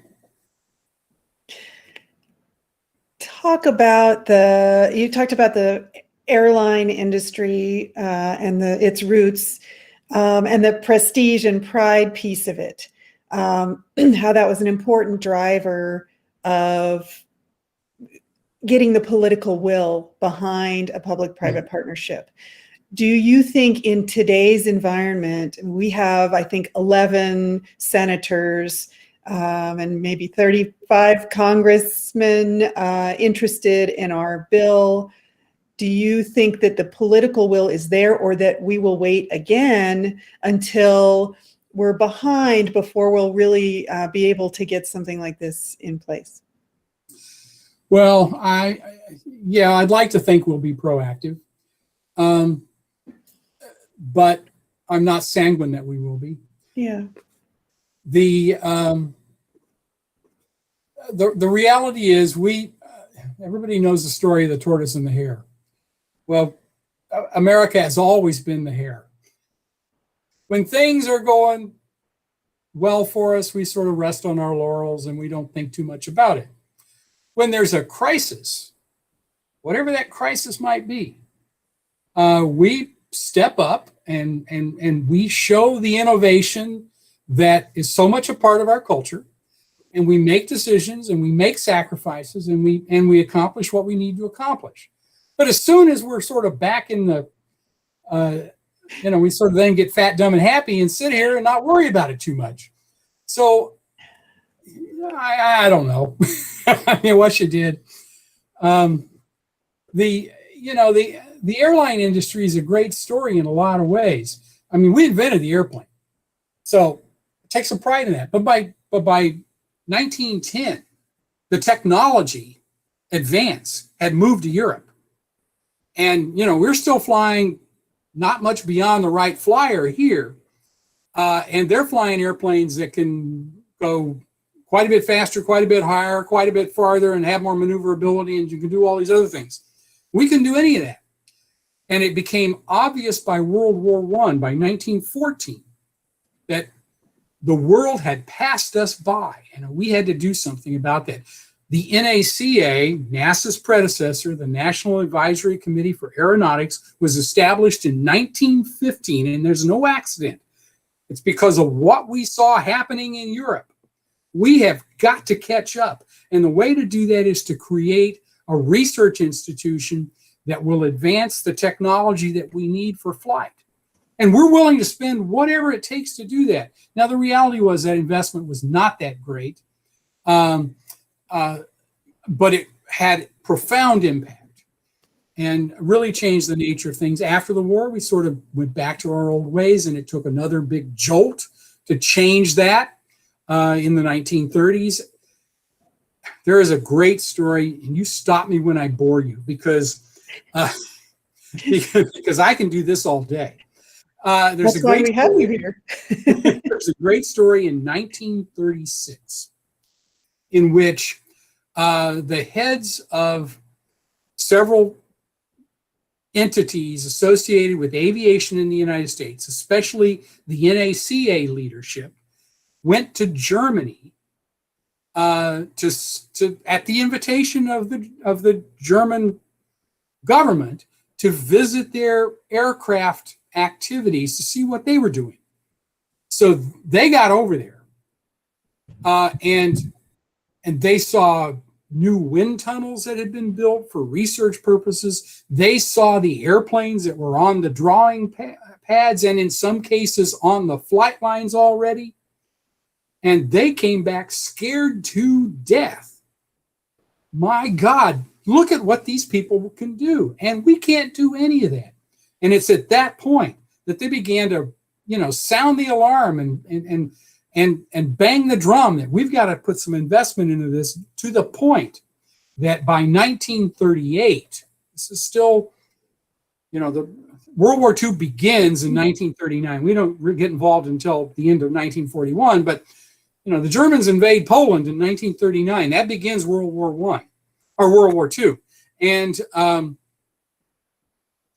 at the time that happened, our Air Force ranked 47th in the world in terms of number of airplanes and capability.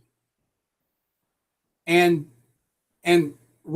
Franklin Roosevelt, the president's running around saying, we got to do something about that. We need to build 50,000 new airplanes. And Congress is looking at him going, are you insane? We can't do that. Well, of course we can. And they did. But it took some time. But it wasn't until we saw what was taking place and that we began to catch up. And it's happened over and over again. I mean, we were surprised by the Russians with Sputnik. We were surprised by the Russians with Gagarin. And then we got our act together and went to the moon. And then what did we do? Waited. Rested. Can you, since you're talking about the NACA and the development there, can you just give a moment on, what is it? I think it's 6 months or 9 months between Sputnik launch and then the creation of NASA and the creation of what is now DARPA. Can you just kind of because we reacted to that very quickly, right? So can you just kind of talk about the history of those elements? Sure. So the only thing we can compare that to that's happened in sort of the lifetimes of the people that are here, well, maybe some of the folks weren't alive yet, is 9/11. Okay. That's a similar level of crisis that we experienced, and everybody knew it was a crisis. At some level, it was partly manufactured for political purposes because,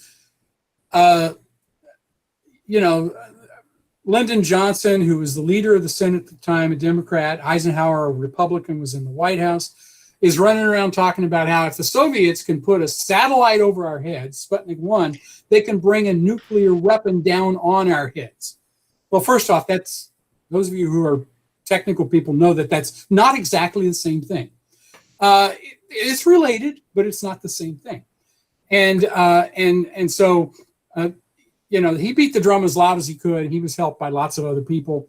Some did so and took the high road. Some didn't take the high road.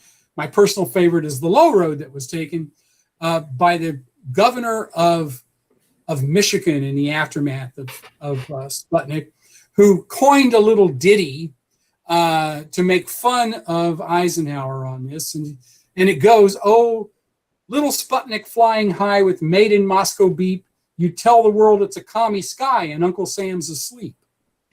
And it goes on and on. There's like 40 verses. They become more and more crude. There's all kinds of allusions to things that we probably shouldn't talk about. And anyway, the result of that was that everybody ran around. By the end of the year of 1957, and I should tell you, it's not just Sputnik 1 that is an issue. Sputnik 2 was launched on November 3rd of 1957, not quite a month later. And then the Americans decide they're going to respond by trying to launch their Vanguard satellite on December of 1957, and invited everybody to the launch. And it was the most beautiful explosion you've ever seen.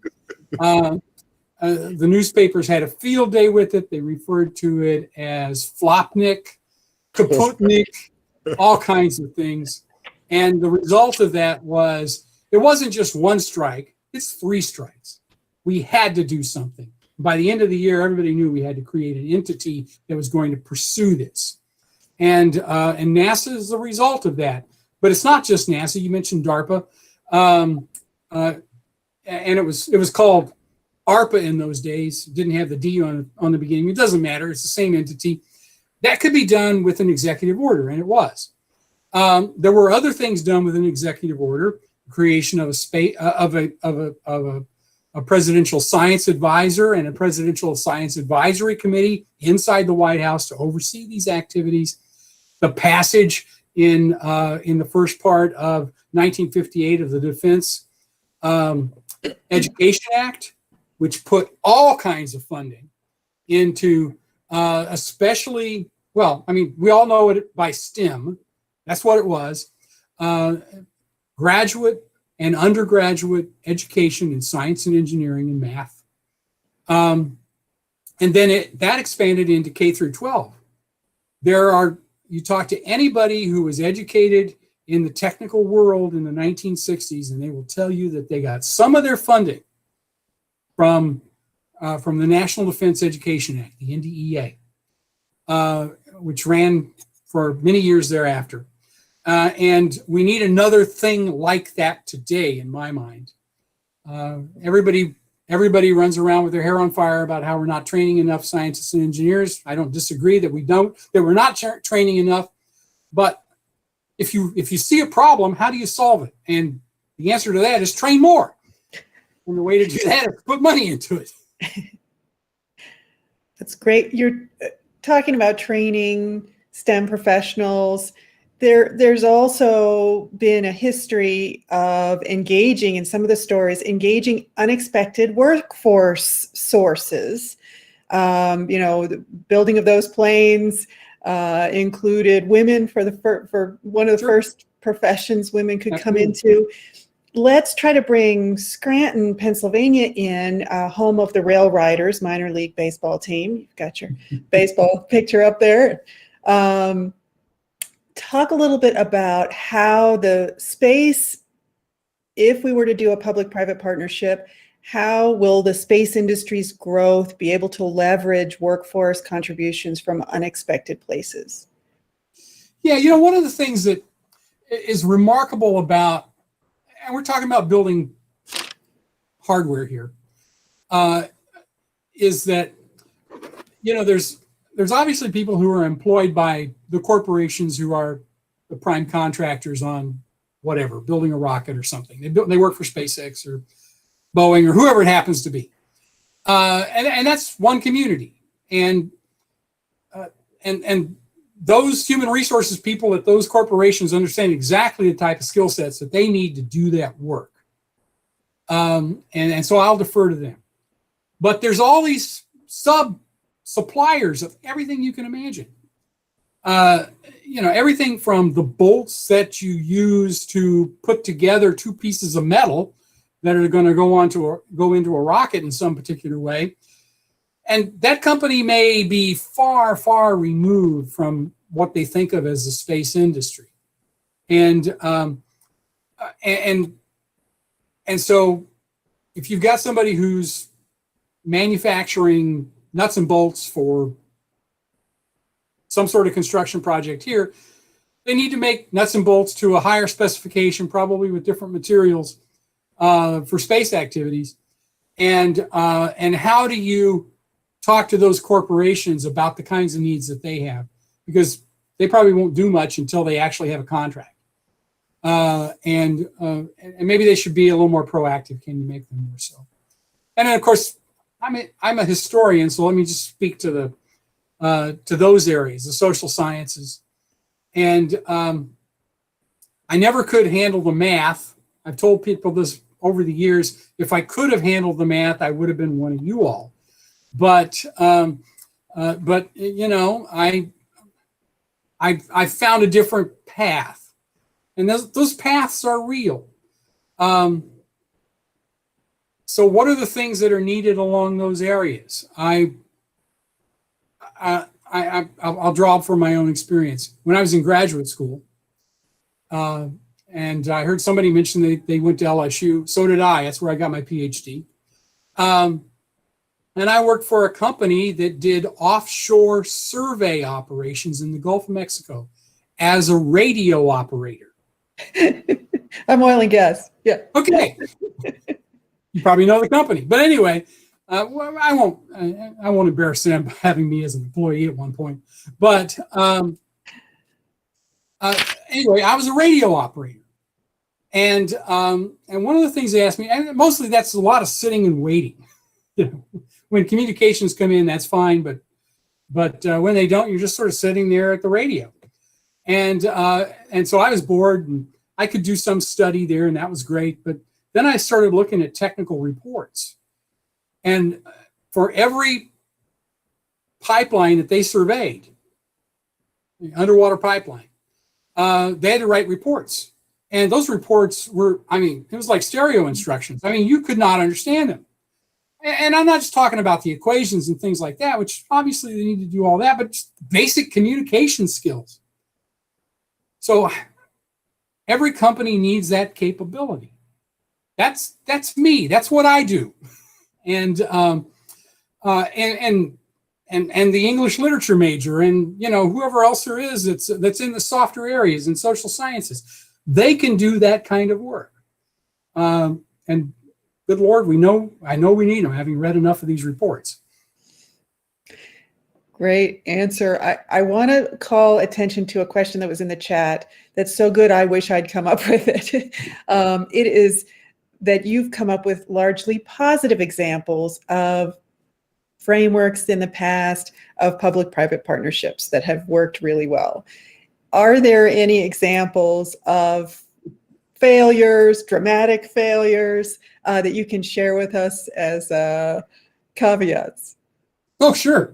There's tons of them, and I talk about them in the monograph a bit in some areas. The railroads. That's a very broad area. There's lots of railroads built. I focused on the Transcontinental Railroad, but there's lots of others. Some of which absolutely fundamentally just utterly failed, and some of it was just stupidity.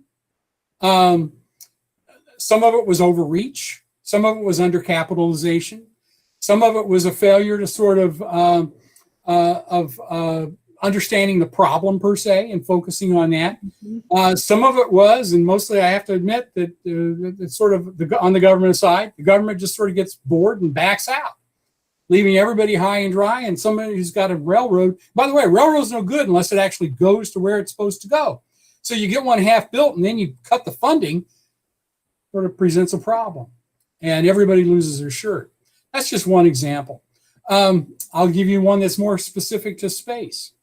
In 1994, NASA created a public-private partnership with Lockheed to develop and build the X-33, which was intended at the time as a technology demonstrator that would lead to a private sector space plane called VentureStar. And NASA thought they could do this for a song, but they did promise $1.5 billion, which is chicken feed. You want to build a space plane that can go to and from Earth orbit? Doesn't have stages and all the other stuff? I mean, come on. And especially in 1994, 95. Lockheed agreed to put in about $1 billion as well. That was the official things. Of course, probably they both put in more, but not enough more. They ran into technological problems over composite tanks, over the thermal protection system.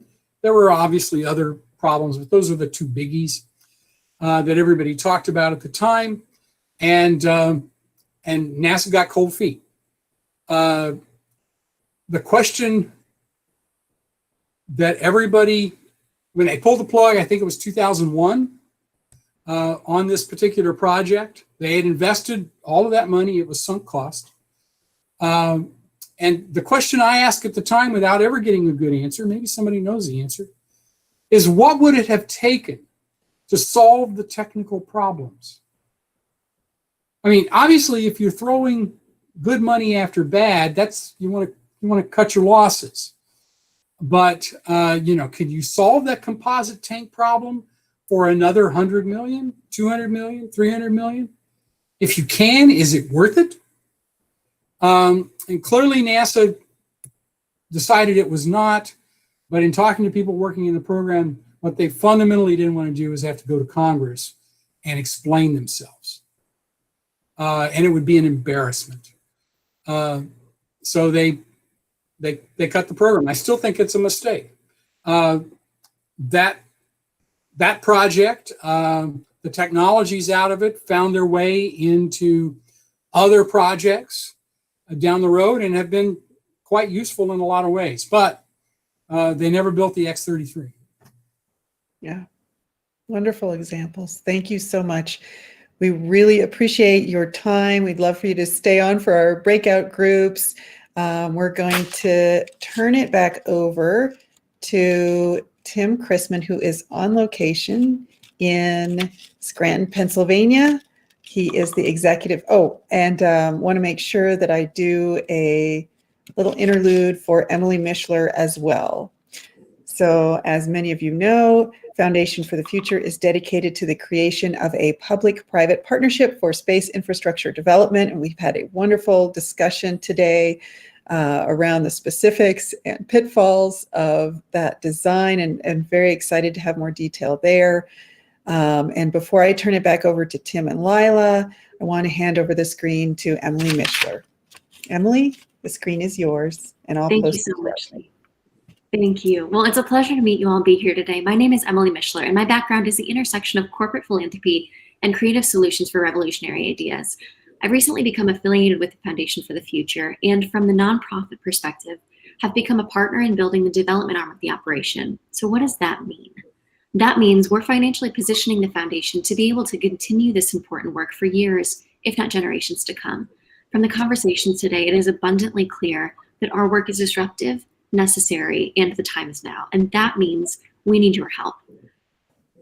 I've been both incredibly impressed with the comprehensive vision, expertise, dedication, and momentum of the speakers today, and the vision of the Foundation for the Future, the powering force behind Conversations for the Future.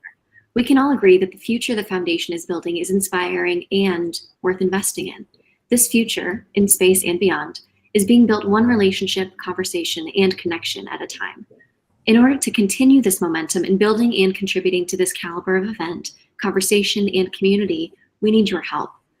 We need you, our allies, attendees, partners, advocates, and friends, to spread the word about our important work through social media, invite like-minded and like-hearted peers to our events, and to help us connect with philanthropists and organizations who believe what we believe, that our future in space is ours for the building, and the time is now. We're so excited to announce 3 different avenues to become involved if you're interested in financially supporting our work. On the corporate level, we have the opportunity to sponsor Conversations for the Future and the Foundation for the Future at large on a monthly and annual basis to support this important work. On a personal level, if you, your friends, or family are inspired to support us, we welcome your contributions to support building space infrastructure and economy. More information to sponsor and support the foundation is available at f4f.space or the QR code on the screen.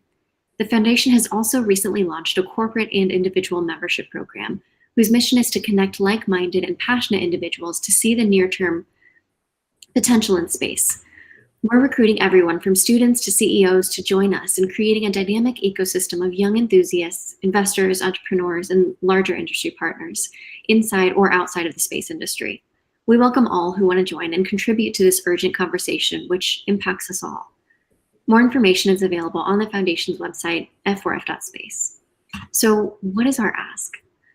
Help us in bringing space back home, because the time is now and the world can't wait.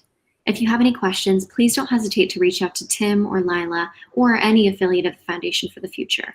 Our contact information and a link to donate is available in the QR code on the screen and also available on the Foundation's website, f4f.space. I'm happy to stick around and field any questions for those of you on our organization's meeting link, and for those of you on the live stream, please feel free to reach out in the comments. Again, thank you so much for your attention, and now I'll turn it back over to Lee for our regularly scheduled programming. Thank you so much, Emily. I will stop sharing my screen here and introduce Tim again from this morning. Tim Chrisman is a former CIA intelligence officer who supported the National Space Council. He is a retired Army intelligence officer and former intelligence advisor to the Joint Staff at the Pentagon. He holds 2 master's degrees, one in intelligence studies and one in international relations and affairs from American University. Mr. Chrisman is the author of the book Humanity in Space and of various articles about the expanse of our civilization in space. Tim's next challenge and mission is to make space accessible, survivable, and ultimately routine enough to be boring. Tim? Thanks, Lee. I'm right outside a loading and transshipment facility, so if it gets loud, I'm not going to apologize because I'm on location, and on-location reporters never apologize.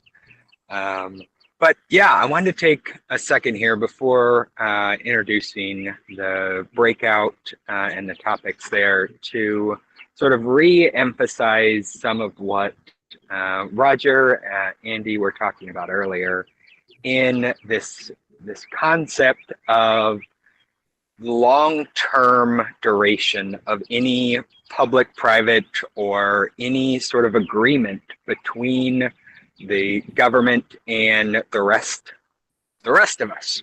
That has long been one of the single largest hurdles for the space economy, is this sort of year-to-year commitment where nobody is able to predict with any sort of certainty how long something will last, or when it's going to suddenly have its plug pulled. Roger mentioned the X-33 program. I've been involved with a handful of different X programs as they've gone through prototyping, and it really is surprising sometimes to see which ones make it, which ones don't. We see the Space Launch System still in development after 20 years, and it costs well more than the X-33, but it continues.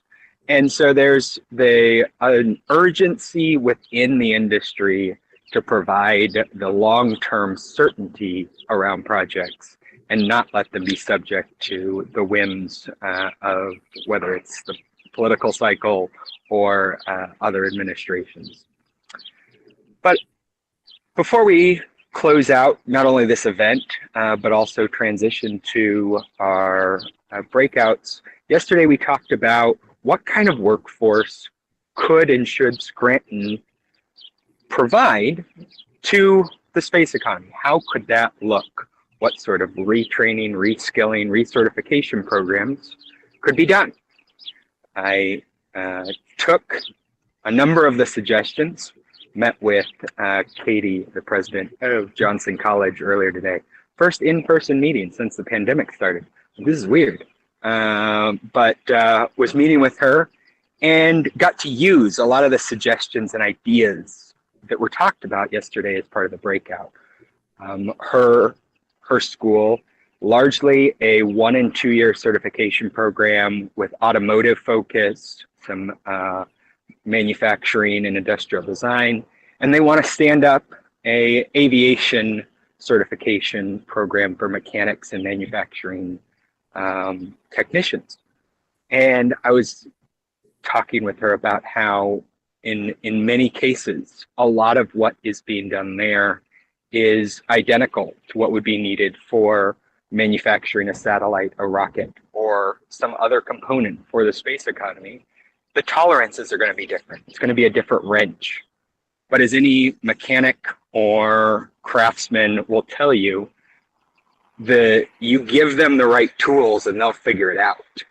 And that's the beautiful thing about a lot of those trade and professional education schools is it requires much less to certify and reskill a worker like that than it does to fit out a physics lab, a chemistry curriculum. And that's nothing against STEM. That is just, we can do a lot in this underserved niche. And so as we go into today's breakout to talk about what would the impact of the space workforce we talked about yesterday, the space economy in Scranton, what would the economic impact be to towns like that? 100,000 people, relatively well-educated, relatively skilled, but otherwise left out of the broader conversation of the space economy. What happens to them? How dramatic is their life change? Lila?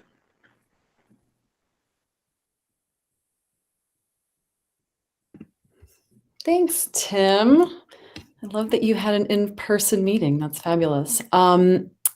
Any other highlights before we close out in Scranton? Because I know you've been very active there on the ground.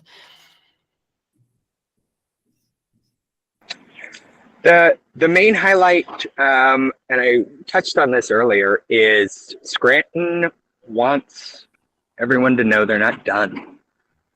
That there's a sense that they are underserved, are a left behind town, but they're not willing to accept that. They're not going along with that. And whether it's the Chamber of Commerce there, local educators, or leaders, they will tonight. And so I'm excited that we can help prevent that future. Great. Thanks, Tim. Well, yes, I will provide a little bit more info on our breakout groups in a minute, but I just wanted to take a moment to officially close out our last Blue Marble Week.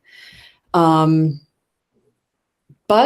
there is a next chapter, and that's Conversations for the Future. So join us on May the 4th, where we will discuss space-based solar power. Also, she may not love that I'm mentioning this, but Lee, our moderator, promised that she would have Princess Leia hair because it will be on May the 4th and the 5th. So tune in for that. So yes, again, if you're just joining us and didn't catch it, Blue Marble Week will be officially changing its name to Conversations for the Future. But overall, awesome day, awesome event, great questions, smart speakers, a lot of activity in the chat, which was brilliant. And so excited to continue the conversations that have already started in our breakout sessions. This is new for us. But we really wanted to provide a designated opportunity for these conversations between all of us. And I think we all know there are both expert speakers in this room, but there are also a lot of expert attendees and even just enthusiasts, which, well, not just, I should not use the word just, but I think our big message is space is for everyone. So we want this to be a welcoming event for everybody, not just this industry, not just our community, but any industry, any community. So all are welcome. And so as we go into our breakouts, we can start thinking about the question, how could a space-ready workforce in Scranton, Pennsylvania impact the local economy? Yesterday, we talked about preparing the space-ready workforce. What is that going to take? But what's going to be the next step there? How is it going to impact the local economy? And you're welcome to bounce around some questions about just preparing that workforce as well. I think that's sort of a 1-2 thing. So if you didn't join us yesterday, you can definitely have the broader conversation. But how we want to do this is 30-minute breakout, 15 minutes of networking. So introduce yourselves, do the small talk, get to know each other, and then and you know, give everyone a fair chance. I know some people maybe don't want to talk or having speaker problems, but you know, get that over with.